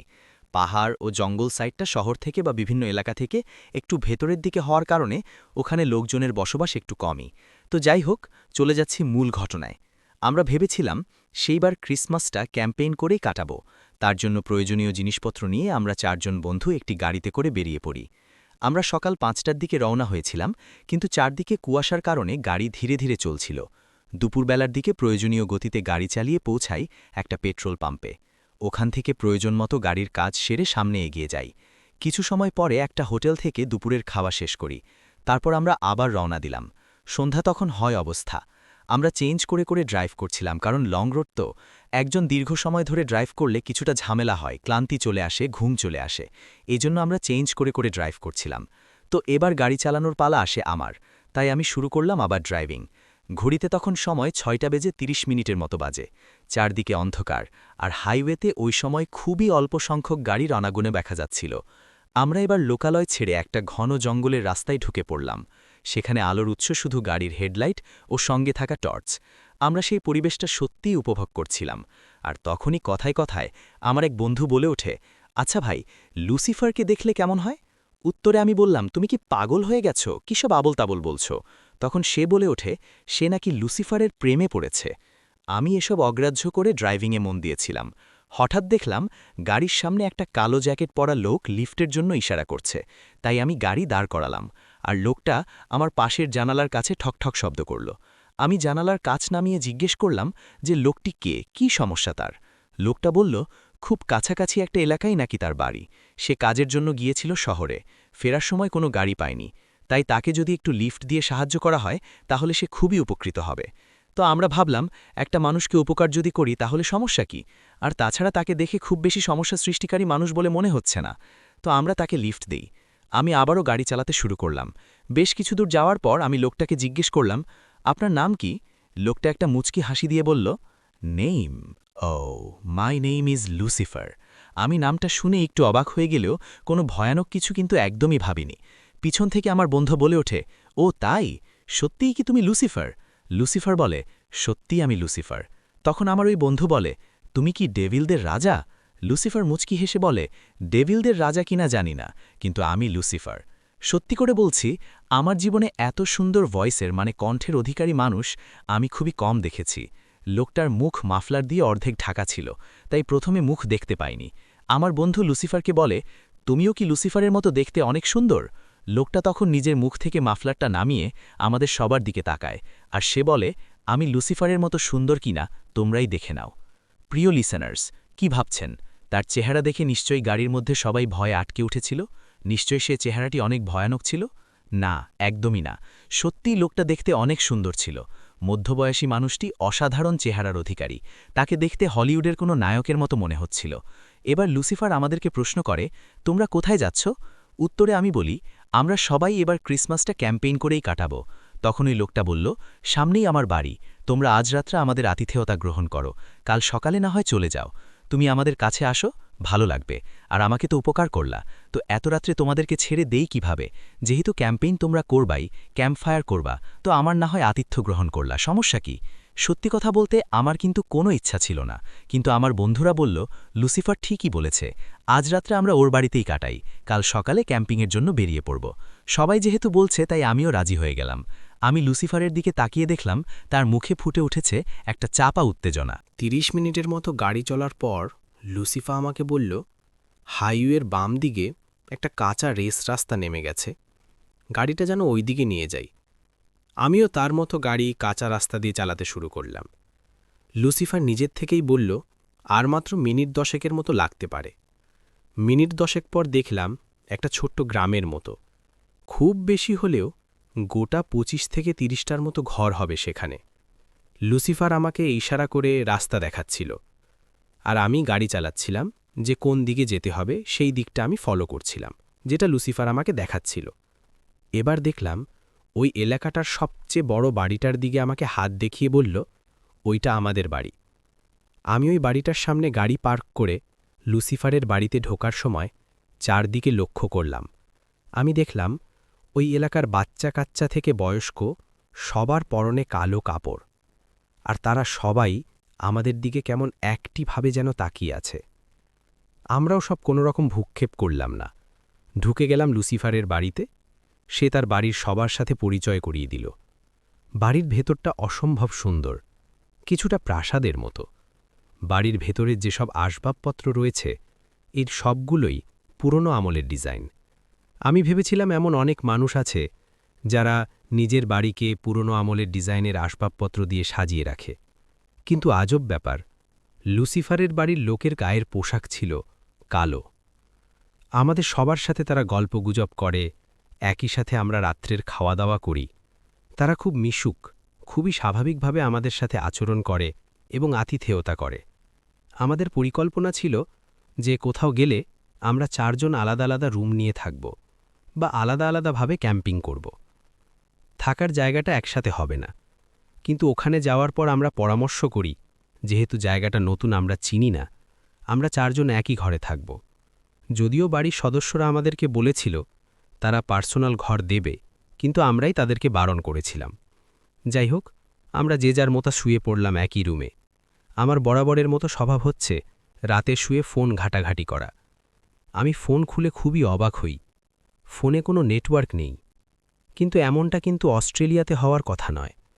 যদিও তখনও সবাই ঘুমায়নি, আমার এক বন্ধু রবিন আমাদের সাথে থাকা আরেক বন্ধুকে বলে, কি গো, তোমার লুসিফার তো আমাদের বেশ যত্ন করল। তখন বন্ধুটি বলে ওঠে, আমি তো প্রথমেই বলেছিলাম লুসিফার খুব ভালো। এ কথা বলতেই ঘরের দক্ষিণ দিকের কাচের জানালায় আমরা সবাই একসাথে শুনতে পেলাম ঠক ঠক কিছু শব্দ। এরপর ঘরের মধ্যে থাকা আলমিরার দরজাটা হঠাৎ করে ঠক ঠক করে কাঁপতে থাকে। বন্ধু রবিন বিছানা ছেড়ে উঠে আস্তে আস্তে আলমিরার কাছে গিয়ে দরজা খুলে ফেলল। দেখল আলমিরার মধ্যে কিছুই নেই। রবিন আলমিরার দরজাটা চেপে বন্ধ করে দিয়ে এসে যখনই খাটে বসেছে, তখনই ঘরের দরজায় সজোরে একটি লাথি মারার শব্দ পাই আমরা। কিন্তু আজব ব্যাপার যে দরজার ওপারে কেউ ছিল না। যাই হোক, আমরা সবাই খুবই ক্লান্ত ছিলাম, অনেক ভোরবেলা আমরা বেরিয়েছিলাম, অনেকটা পথ আমরা জার্নি করে এসেছি। তাই আমরা সবাই এসব উপেক্ষা করে কখন যে ঘুমিয়ে পড়েছি আমরা নিজেরাও বলতে পারব না। এরপর হঠাৎ করে আমার ঘুম ভাঙে একটা বিকট চিৎকারের শব্দে। আমি উঠে দেখি আমার এক বন্ধু বিছানায় বসে ভয়ে ঠকঠক করে কাঁপছে। তাকে কি হয়েছে আমি জিজ্ঞেস করলাম। সে বলে রাত ৩টে বাজার ঘড়ির শব্দে তার ঘুম ভেঙে যায় আর হঠাৎ করে তার চোখ পড়ে যায় সেই আলমিরার দিকে। আমার ওই বন্ধুটা দেখে আলমিরার দরজাটা নিজের থেকেই খুলে গেল আর তার মধ্য থেকে বেরিয়ে আসলো ওই লুসিফার নামক লোকটা। সে লোকটা হেঁটে হেঁটে যখন তার দিকে আসছিল তখন তার রূপ বদলে হয়ে গেল এক প্রকার রাক্ষসের মতো, যার মাথায় ছিল দুটো বড় শিং আর চোখ দিয়ে ফুটন্ত লাভা গড়িয়ে পড়ছিল, আর তার উচ্চতা ছিল আমাদের সাধারণ মানুষের মতো না, প্রায় ৮ ফুটের মতো।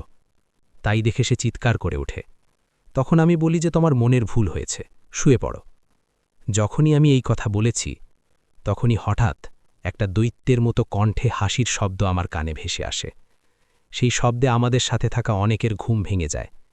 আমরা সবাই দেখতে পাই যে আমাদের ঘরের যেই আলমিরাটা রয়েছে সেই আলমিরার ওপর একটা জ্বলন্ত চোখ আমাদের দিকে তাকিয়ে আছে, আর ওই দিক থেকেই গোঙানোর একটা ভয়ানক শব্দ আসছে। আমরা প্রচণ্ড ভয় পাই। কোনো রকমে একে অপরকে ধরাধরি করে আমরা ঘরের বাইরে আসি আর দেখতে পাই অসংখ্য কালো কালো অবয়ব আমাদের ঘিরে দাঁড়িয়ে আছে। আর আমরা একটা পরিত্যক্ত এলাকায় দাঁড়িয়ে আছি, যেখানে আগে কোনো একটা সময় বসতি ছিল, কিন্তু আমরা যখন এসেছিলাম তখন কিন্তু একদম ঠিকঠাক দেখেছিলাম। কিন্তু এখন দেখছি যে সেই ঠিকঠাক বাড়িগুলোই ভেঙে চুরে পড়ে আছে। আর এই এলাকায় কোনো লাইট নেই, অথচ আমরা আসার সময় কিন্তু পর্যাপ্ত আলো দেখেছিলাম। আমরা বুঝতে পারলাম আমরা একটা মায়াজালের মধ্যে ফেসে গেছি। গাড়িটি বাইরে দাঁড় করানো ছিল। আমরা দৌড়ে আমাদের গাড়ির দিকে যাব, কিন্তু তা পারিনি। দেখলাম গাড়ির ওপর কয়েকটা কালো অবয়ব উঠে দাঁড়িয়ে আছে, এবং বেশ কয়েকটি কালো অবয়ব গাড়ির আশেপাশে খুব ভালো করে আমাদের দিকে খেয়াল করছে। সাহস হলো না গাড়ির দিকে যাওয়ার। সবাই মিলে দিলাম এক ভো দৌড়। এবার দৌড়াতে দৌড়াতে দেখছিলাম আমাদের পেছনে পেছনে সে কালো অবয়বগুলো পৈশাচিক হাসি দিয়ে আমাদের সাথে দৌড়াচ্ছে। শয়তানগুলো যেন আমাদের সাথে প্রতিযোগিতা করছে যে আমাদের কে আগে ধরতে পারে। এবার একে একে আমরা 4 জন দৌড়ে পাশে একটা জঙ্গলে নিজের অজান্তেই ঢুকে পড়ি। বেশ কিছু দূর দৌড়ানোর পর আমরা আলাদা হয়ে যাই, নিজের অজান্তেই। আমি যখন বুঝতে পারলাম যে আমি আমার অন্য সাথীদের হারিয়ে ফেলেছি, তখন প্রচণ্ড ভয় লাগতে শুরু করল আমার, এবং সেটা লাগাটাই স্বাভাবিক। আমি সেদিন ভেবেছিলাম সেদিন আমার জীবনের প্রদীপ চিরতরেই নিভে যাবে। আমি অনেকটা ছুটে দৌড়ে এসে বুঝতে পারলাম যে কেউ আর আমাকে ফলো করছে না। এমন সময় আমি একটা মোটা গাছের গুড়ির পাশে লুকিয়ে হাঁপাচ্ছিলাম, কিন্তু এবার আমি ফিল করলাম যে আমার গায়ের ওপর থেকে কিছু একটা পড়ছে। আর আমি ওপরে তাকাতেই দেখতে পেলাম ওই শয়তান যে আমাদেরকে এখানে নিয়ে এসেছিল, সেই লুসিফার। সে গাছ বেয়ে হেঁটে হেঁটে নিচের দিকে আসছে, আর তার মুখ দিয়ে তাজা রক্ত বের হচ্ছে, আর যেটা সরাসরি আমার গায়ের ওপর পড়ছে। আমি আর সহ্য করতে পারলাম না। আমি আমার ধর্মের যে মন্ত্রগুলো আছে, যতটুকু আমি জানতাম, সেগুলো পড়া শুরু করি। দেখতে পাই ওই শয়তানটা এক লাফে অন্য আরেকটি গাছে চলে গেল, আর ওই গাছের একটা শুকনো ছোট ডাল ভেঙে ছুঁড়ে মারল আমার মাথায়। আর তখনই আমি সেন্সলেস হয়ে মাটিতে পড়ে যাই। আর যখন চেতনা ফেরে, তখন আমি নিজেকে একটি ছোট্ট হসপিটালে দেখতে পাই, যেটা আশেপাশের কোনো এলাকারই হবে হয়তো। সেইবার ক্রিসমাসে আর ক্যাম্পেইন করা হয়নি। পরবর্তীতে আমার বন্ধুদের সাথে একে একে দেখা হয়। তাদেরকে জিজ্ঞেস করি, কিভাবে তোরা পালিয়ে গিয়েছিলি? অদ্ভুত ব্যাপার হলো, প্রত্যেকেই একই ঘটনা শুনিয়েছিল, যে ঘটনাটি ঠিক আমার সাথে ঘটেছিল। প্রত্যেককেই কেউ না কেউ কোনো হসপিটালে কাছে রেখে গিয়েছিল অথবা ভর্তি করিয়ে দিয়েছিল, কিন্তু কে দিয়ে গিয়েছিল সেটা কেউ জানতে পারে না। খুবই অদ্ভুত ব্যাপার। তবে একজন নার্স বলেছিল রাতে পুলিশ পেট্রোলিংয়ের সময় উদ্ধার করে হসপিটালে ভর্তি করে। যখন আমরা আশেপাশের মানুষদের কাছে জানতে চাইলাম যে আমরা যে এলাকায় ছিলাম সেই এলাকা সম্বন্ধে, সবাই বলল ওখানে তো কোনো মানুষ থাকে না, ওটা অনেক ভয়ানক একটা জায়গা।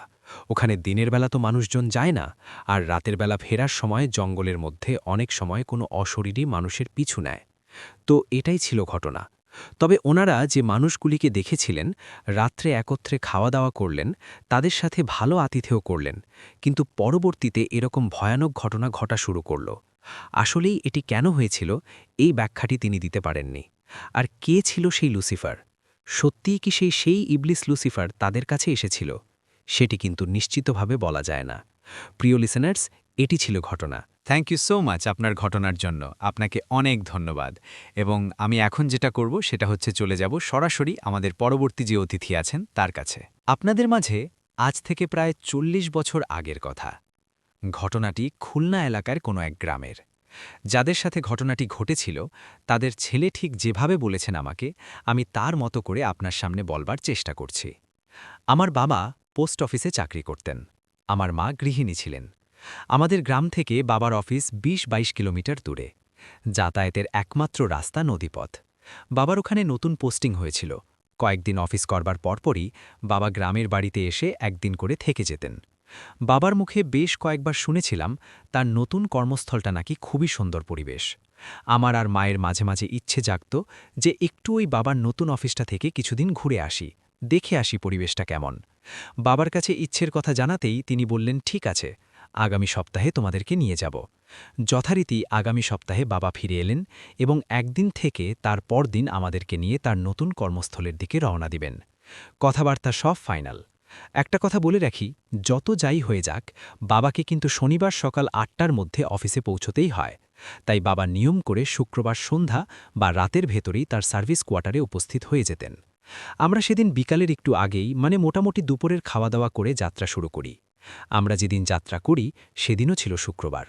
সবকিছু গুছিয়ে টুছিয়ে আমাদের গ্রামের বাড়ি থেকে বেরোতে বিকালটা পার হয়ে গিয়েছিল। আমাদের গ্রাম থেকে নৌকার ঘাট মাত্র ১.৫ কিলোমিটার। আমি, বাবা ও মা হাঁটতে হাঁটতে ঘাটে পৌঁছলাম। সম্ভাবনা ছিল সন্ধ্যের অন্ধকার নামার আগেই নৌকাতে উঠে পড়ব। কিন্তু ঘাটে যে দেখলাম কোনো নৌকা নেই সেখানে। অনেকক্ষণ চুপচাপ বসে রইলাম নৌকার অপেক্ষায়। কোনো মানুষও নেই, কোনো নৌকাও নেই, কোনো কিছুরই দেখা নেই। সন্ধ্যা ঘনিয়ে এলো। ওপর থেকে শিয়ালের হুক্কা হওয়া আওয়াজ কানে ভেসে আসছে।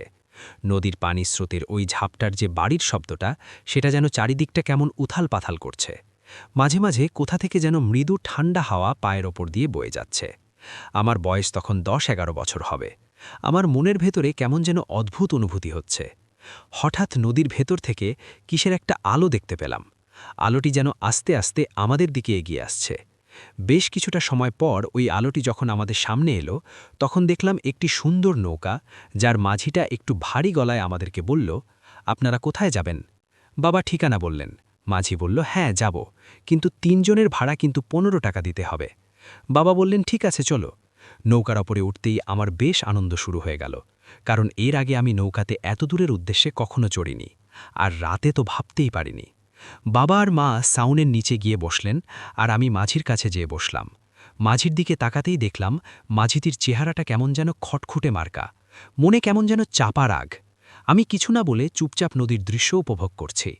কিছুক্ষণ পর বাবা মাও সাউনির নিচ থেকে বেরিয়ে এলেন। আমরা ৩ জন বিভিন্ন বিষয় নিয়ে খোশগল্প করছি। ১০ কিলোমিটার পথ যাবার পর বেশ ঘুম আসছে, ঘুম পাচ্ছে। মা বলল, ঠিক আছে, তুই ওই সাউনির নিচে গিয়ে ঘুমা। হঠাৎ আমরা সবাই লক্ষ্য করলাম বড় আরেকটি নৌকা আমাদের দিকে ভীষণ গতিতে এগিয়ে আসছে। নৌকার ভেতর থেকে কেমন যেন একটা চিৎকার বা কান্নাকাটির আওয়াজও ভেসে আসা শুরু করেছে। বাবা প্রথমে একটু কৌতূহলের দৃষ্টিতে দেখলেন, কিন্তু কি একটা সন্দেহ হয় মাঝিকে ডাক দিয়ে বাবা বললেন, তুমি নৌকাটাকে একটু সাইড করে চালাও তো, আর ওই আলোটাও কমিয়ে দাও। এর কারণ অনেক সময় নদীতে জলদস্যুদের আক্রমণ হতে শোনা যেত। বাবা হয়তো ওইটা ভেবে একা বলেছিলেন। তৎক্ষণাৎই বাবার কথা মতো মাঝি নৌকার আলো কমিয়ে নৌকাটিকে নদীর কূল ঘেঁষে বইতে লাগলেন। কিছুক্ষণ পর দেখলাম আমাদের পাশ কাটিয়ে ওই নৌকাটি পার হচ্ছে। ভালো করে লক্ষ্য করে দেখলাম ওই নৌকাতে নতুন বর বউ এবং সুন্দর পোশাক পরা অনেক মানুষজন। বুঝতে পারলাম এটা কোনো বিয়ের অনুষ্ঠান থেকে আসা যাত্রীগণ হতে পারে। তাই আর ভয় না পেয়ে আমরাও সমান গতিতে চলতে লাগলাম। বেশ কিছুটা পথ যেতেই হঠাৎ করে বরযাত্রীবাহী ওই নৌকাটি কাত হয়ে ডুবে যেতে লাগল। কয়েক সেকেন্ডে সব শেষ। ওই নৌকাটি সম্পূর্ণ নদীগর্ভে। তিনি এই ট্রেন স্টেশনে কি চাকরি করবেন কি করবেন না, এরকম জিনিস কি তিনি বারবার দেখতে থাকবেন? তাকে এরকম অবস্থায়, এরকম বিভ্রত অবস্থায় আগে কখনো এখানকার তার বন্ধুবান্ধব, আত্মীয়স্বজন কেউই দেখে নাই। যাই হোক, তিনি পরবর্তী সময়ে জানতে পারেন যে এইটি তাকে নিছক ভয় দেখানোর কারণে হয়েছে, এবং পরবর্তী তিনি তার নিজের প্রোটেকশন হিসেবে কিছু প্রোটেকশন নেন একজনের কাছ থেকে। এরপর থেকে তিনি কিছু দেখেননি, কিন্তু এইরকমভাবে রাত কেবে কখনো দ্বিচোখ। এটা ছিল আমার ঘটনা। থ্যাংক ইউ সো মাচ আপনার ঘটনার জন্য, আপনাকে অনেক ধন্যবাদ। এবং আমি এখন যেটা করব সেটা হচ্ছে চলে যাব সরাসরি আমাদের পরবর্তী যে অতিথি আছেন তার কাছে। ধন্যবাদ রাসেল ভাই। ধন্যবাদ আবারও আমাকে সুযোগ দেওয়ার জন্য। আমি সোহাগ, রাজশাহী সোহাগ, মিরপুর থেকে। আমি যে ঘটনাটা বলবো এটাও খুব রিসেন্ট একটা ঘটনা। এটা হচ্ছে ২০১৮ সালের ডিসেম্বর মাসের ঘটনা। তো কোনো একটা কারণে আমি রাজশাহীতে যাই। রাজশাহীতে যাওয়ার পরে একটু ছুটিতে ছিলাম। রাজশাহীতে যাওয়ার পরে ওখান থেকে আমার কয়েকজন ফ্রেন্ড মিলে আমরা হচ্ছে কি যে আ নদীতে যাই, মানে পদ্মা নদী। সম্ভবত আমি বলে রাখি যে আমাদের রাজশাহীর পাশ দিয়ে পদ্মা নদী বয়ে গেছে। আর পদ্মা নদীর ওই পাশে আমাদের বাংলাদেশের মধ্যে কিছু গ্রাম আছে, ২-৩টা গ্রাম আছে। যেই গ্রামগুলো পার হলে তারপরে আমরা মানে ইন্ডিয়ান বর্ডার পাই। তো আমার যে ঘটনাটা, সেই ঘটনাটা হচ্ছে ওই গ্রাম কেন্দ্রিক। ওই গ্রাম কেন্দ্রিক বলতে যে ওই গ্রামে এখন পর্যন্ত বিদ্যুৎ বিচ্ছিন্ন। আজও পর্যন্ত। কারণ কিছু ক্ষেত্রে দেখা যায় যে কয়েকটা পোল দিয়ে কিছু ঘরে এখন পর্যন্ত বিদ্যুৎ গেছে, বাট ওগুলোতে এখনো ফুলভাবে বিদ্যুৎ যায়নি। আর সেখানে ব্যবহার হয় সোলার সিস্টেমের যে লাইটের ব্যবস্থা, এই সোলার মাধ্যম দিয়েই তারা বিদ্যুতের চাহিদাটা পূরণ করে। তো আমি যে ঘটনাটা বলবো, ওখানে একজন জেলে, উনার নাম ছিল হচ্ছে রশিদ মিয়া নামের একজন জেলে। তো উনার ভাতিজাকে নিয়ে প্রত্যেকদিন মাছ মারতে যেত। তো বলে রাখি যে ফাল্গুন চৈত্র মাসের দিকে যখন নদী শুকিয়ে যায়, তখন নদীর মাঝখানে কিন্তু অনেক বড় চর পড়ে। আমাদের রাজশাহীতে দেখা যায় যে মনে হয় যে নদীর মাঝখানে একটা গ্রাম জেগে গেছে, এরকম অনেক মানে ফসল-টসল চাষ হয়। এই কারণে দেখা যায় যে ঘরবাড়ি তৈরি করে ফেলে অনেকে ফসল পাহারা দেওয়ার জন্য, এরকম। তো সেই চরগুলোর মধ্যে মানে কিছু সাইডে দেখা যায় যে অনেক বড়ভাবে পানি জমে থাকে। মানে চরগুলার ওই পানিগুলা আর নদীতে যেতে পারে না। যখন নদী শুকিয়ে যায়, তখন পানিগুলো ওখানে থেকে যায়। তো এই জায়গাগুলোকে বলে হচ্ছে, তাদের ভাষায় যেটা আমি বলছি, যে জায়গাগুলোকে বলে দামু। দামু হিসেবেই খ্যাত। তো এই দামুতে অনেক পানি থাকে। আর এই দামুটা যেটা হচ্ছে কি যে নদী যখন শুকিয়ে যায় তখন এই দামুতে অনেক মাছ আটকে যায়। তো ওনারা যেহেতু যেই নদীটা শুকিয়ে গেছে এটা তো খুব ছোট হয়ে আসে। তো এখানে তারা মাছ মারে। এমনকি তারা ওই দামুতে যেও না মাছ মারে। তো চাচা ভাতিজা ২ জন একসাথে যাই মাছ মারতে। তো এটা একেবারে অলমোস্ট শোনা আমার কাছে, যে রশিদ সাহেব নিজেই আমাকে বলেছে। উনি বৃদ্ধ মানুষ এখন। উনি আমাকে বলেছে।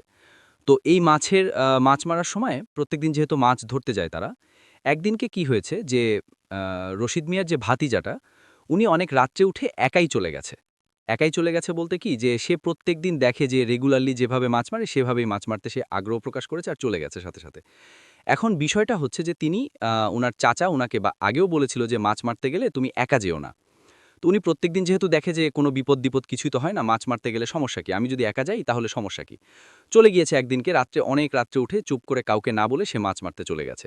তো আমাদের এলাকায় যে জিনিসটা হয় যে বাঁশ ২ ভাবে ওয়াইয়ের মতো করে বেঁধে, ওর মধ্যে নেট বেঁধে, ওই নেটটা নিয়ে ঘাড়ে করে নিয়ে, আর মাছ রাখার জন্য যেটা আমাদের গ্রাম্য ভাষায় বলে খোলই, যেটাকে বলে বেটের তৈরি হয় এটা। এই জিনিসটা নিয়ে সে চলে গেছে। উনি ওই নৌকায় নিয়ে, আর নৌকায় জাল আছে, জাল নিয়ে চলে গেছে। এইবার সে নৌকা থেকে জাল ফেলতে, ফেলতে নদী পার করে ফেলেছে। নৌকাটা নদীর এপাশে রেখে সে এইবার বলছে কি যে আমি দামুতে যাব। দামুতে যেয়ে মাছ ধরা শুরু করো। ঠিক আছে, ওকে ফাইন। সে দামুর দিকে হাঁটছিল। হাঁটতে, হাঁটতে সে খেয়াল করছে যে, আমি একটা কথা বলে রাখি যে বালুর মধ্যে যদি আমরা হাঁটি তাহলে আমাদের পাটা কিন্তু পিছনের দিকে একটু স্লিপ করে বালুর মধ্যে টেনে নেয় পিছন দিকে। কিন্তু যেই ঘটনাটা ঘটছে ওনার সাথে, যে উনি যেই ধাপটা দিচ্ছে ওই ধাপটা পিছে যাচ্ছে না। ধাপটা কিছু সেকেন্ডের জন্য সামনে চলে যাচ্ছে, আবার কয়েক সেকেন্ড বন্ধ থাকার পরে আবার স্বাভাবিক ধাপ, আবার কয়েক সেকেন্ড পরপর এই জিনিসটা, যে একটা করে ধাপ, একটা বা দুইটা ধাপ যখন এই সেকেন্ডের মধ্যে পড়ছে, এই ধাপগুলো সামনের দিকে এগিয়ে যাচ্ছে। উনি চিন্তা করছে যে আমি এই ঘটনা ঘটছে কিনা, সে মনে করেছে বাতাস হচ্ছে আর গুটগুটা অন্ধকার, তার হাতে লাইট আছে, এটা মনে করছে স্বাভাবিক কিছু, অস্বাভাবিক কিছুই না। সে দামুর কাছে একবার যখন কাছাকাছি চলে গেছে, কাছাকাছি যাওয়ার পরে সে পায়েন ১ কবজি অবধি পানিতে নেমে গেছে। নামার পরে সে খেয়াল করছে যে তার ২-৩ সেকেন্ডের জন্য যেটা হচ্ছে যে পায়ের কাছে ১ কবজি পানি কিন্তু অনেকখানি পানি। ঠিক আছে ভাই, যেটা বলছিলাম যে ১ কবজি পানি পর্যন্ত নেমে যাওয়ার পরে দেখছে কি ২-৩ সেকেন্ডের জন্য ওই পানিগুলো তার পা থেকে দূরে চলে যাচ্ছে। ঠিক ১-২ সেকেন্ডের মধ্যে আবার পানিগুলো চলে আসছে। তখন সে ভাবছে যে এত তো বাতাস হচ্ছে না যে পানিগুলো এত দূরে চলে যাচ্ছে আর আবার চলে আসছে। তখন সে মনে মনে একটু ভীত সংযুক্ত হচ্ছে যে কি ব্যাপার, কি হচ্ছে। এরপর সে যখন পায়ের দিকে লাইট মারে, তখন এবার দেখছে কি যে সে যেখানে দাঁড়িয়ে আছে ঠিক ২-৩ সেকেন্ড পরপর সে নিজেই মুভ করছে। মানে সে যেই বালুর উপরে দাঁড়িয়ে আছে সে নিজেই মুভ করছে, এবং মানে তাকে টেনে নিয়ে তারপর আসছিলাম। তো আমার প্যান্ট পকেট আমি আরও কয়েকবার চেক করলাম, আমার প্যান্টের পকেটে সেই বইটি ছিল না। তো আমি সেই দিন অনেক বিভ্রান্ত হয়ে বাসায় চলে আসলাম যে আমি আমার বইটি হারিয়ে ফেলেছি এবং আমি আর কখনও ফ্রি সার্ভিস পাবো না। তো আমি বাসায় আসার পর আমার শার্ট, প্যান্ট এবং বাইকটি আবার পানি দিয়ে ধুয়ে বাইকটা ঠিক জায়গায় রেখে দিলাম এবং আমার প্যান্টগুলো শুকা দিলাম। তো তার পরের দিন কোনো একটা কাজে আমাকে আবার আমার জেলা শহরের দিকে রওনা হচ্ছে, আমাকে আবার যাওয়া লাগবে, এমনকি আরও খোঁজ নিতে হবে যে বইটি আমি কোথায় রেখেছি কিংবা ঠিক করেছি। তো প্রথম দিন যেখানে ঘটনাটি ঘটেছিল, যে আমার মনে হয়েছিল যে এখানে হয়তো কিছু একটা পড়েছে, আমি খোঁজ করেছিলাম, আমার বইটি পেলাম না। তো দ্বিতীয় দিন যখন আমার জেলা শহরের দিকে যাচ্ছি, ঠিক দুপুর 1টায় সেই ব্রিজের কাছে যাওয়ার পর মুহূর্তে আমার আবারও মনে হলো যে আমার পকেট থেকে কে যেন পড়ে গেল। এবার আমি আবারও বাইক স্টার্ট বন্ধ করলাম এবং খেয়াল করতে থাকলাম যে কি পড়ল আমার বাইক থেকে। খোঁজাখুঁজি করার পর দেখলাম যে সেই আমার যে গতদিন হারিয়ে যাওয়া যে বইটি ছিল, সেই বইটি রাস্তার মধ্যে পড়ে রয়েছে। আমি বুঝতে পারলাম না, সেদিন আমি অনেক খোঁজাখুঁজি করেছি, সেখানে আমার বইটি আমি কখনো খুঁজে পাইনি। পরের দিন একই জায়গায় আবারও আমার কেন যেন মনে হয়েছিল যে এখানে আবারও কিছু একটা পড়ল। তখন আমি ঘুরে দেখে আমার বইটি আমার কাছ থেকে পড়ল। আমি খুঁজে অবাক হয়ে গেলাম এবং আমি ঘটনার কোনো কুল কিনারা করতে পারলাম না যে কেন এমন হলো। গতকাল ঘটনা ঘটল, গতকাল পড়ল, তখন খুঁজে পেলাম না, কিন্তু আজকে আমি আবারও মনে হলো যে পড়ল। উল্লেখ্য যে সে সময় আমি অন্য একটি প্যান্ট পরেছিলাম, যে প্যান্টের পকেটে কিন্তু অন্য কোথাও সেই বই যাওয়ার কোনো প্রশ্নই ছিল না। তারপর আমি গাড়ি স্টার্ট করে বইটি তুললাম, দেখলাম যে হ্যাঁ, এটা তো আমার বই, কিন্তু সেই বইটি পরের দিন একই জায়গায় কিভাবে গেল বা কেন গেল আমি কিছুই বুঝতে পারলাম না।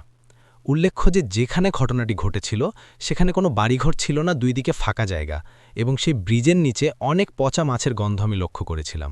আমি জানি না ঘটনাটি কি ঘটেছিল, কিন্তু এই ঘটনার ব্যাখ্যা আমি আজও করতে পারিনি। এমনকি আমি অনেক ভয়ও পেয়েছিলাম যখন দেখলাম একই জায়গায় আবারও একই ধরনের ঘটনা দ্বিতীয়বার ঘটল। রাসেল ভাই ঘটনা বিশ্বাস করবেন কিনা জানি না, আপনার যদি ভালো লাগে ঘটনাটি তাহলে আপনাদের সব লিসেনারদেরকে শোনানো সাধ্য করবেন। ডিয়ার লিসেনার, আশা করি এই এপিসোডের মধ্যে আপনারা যে ঘটনাগুলো শুনতে পারলেন প্রত্যেকটি ঘটনাই ভালো লেগেছে। তবে এই এপিসোডের মধ্যে কোন ঘটনাগুলো সবথেকে ভালো লেগেছে, কার ঘটনা শুনতে আপনারা ইচ্ছুক, অবশ্যই কমেন্ট সেকশনে জানিয়ে দেবেন। যেমন আরজে রাসেল ভাই, আফরান ভাই, বাবু ভাই, ডক্টর আলী ভাই, এনাদের সহ আরও অনেকেরই যে ঘটনাগুলো সবথেকে ভয়ানক এবং সব ঘটনা এবং ভয়ানক ঘটনাগুলো আপনাদের মাঝে ভালো লাগে, সেই ঘটনাগুলো কমেন্ট সেকশনে জানিয়ে দেবেন। আমি পরবর্তী এপিসোডে ঠিক সেই ধরনের ঘটনা দেওয়ার জন্য চেষ্টা করব।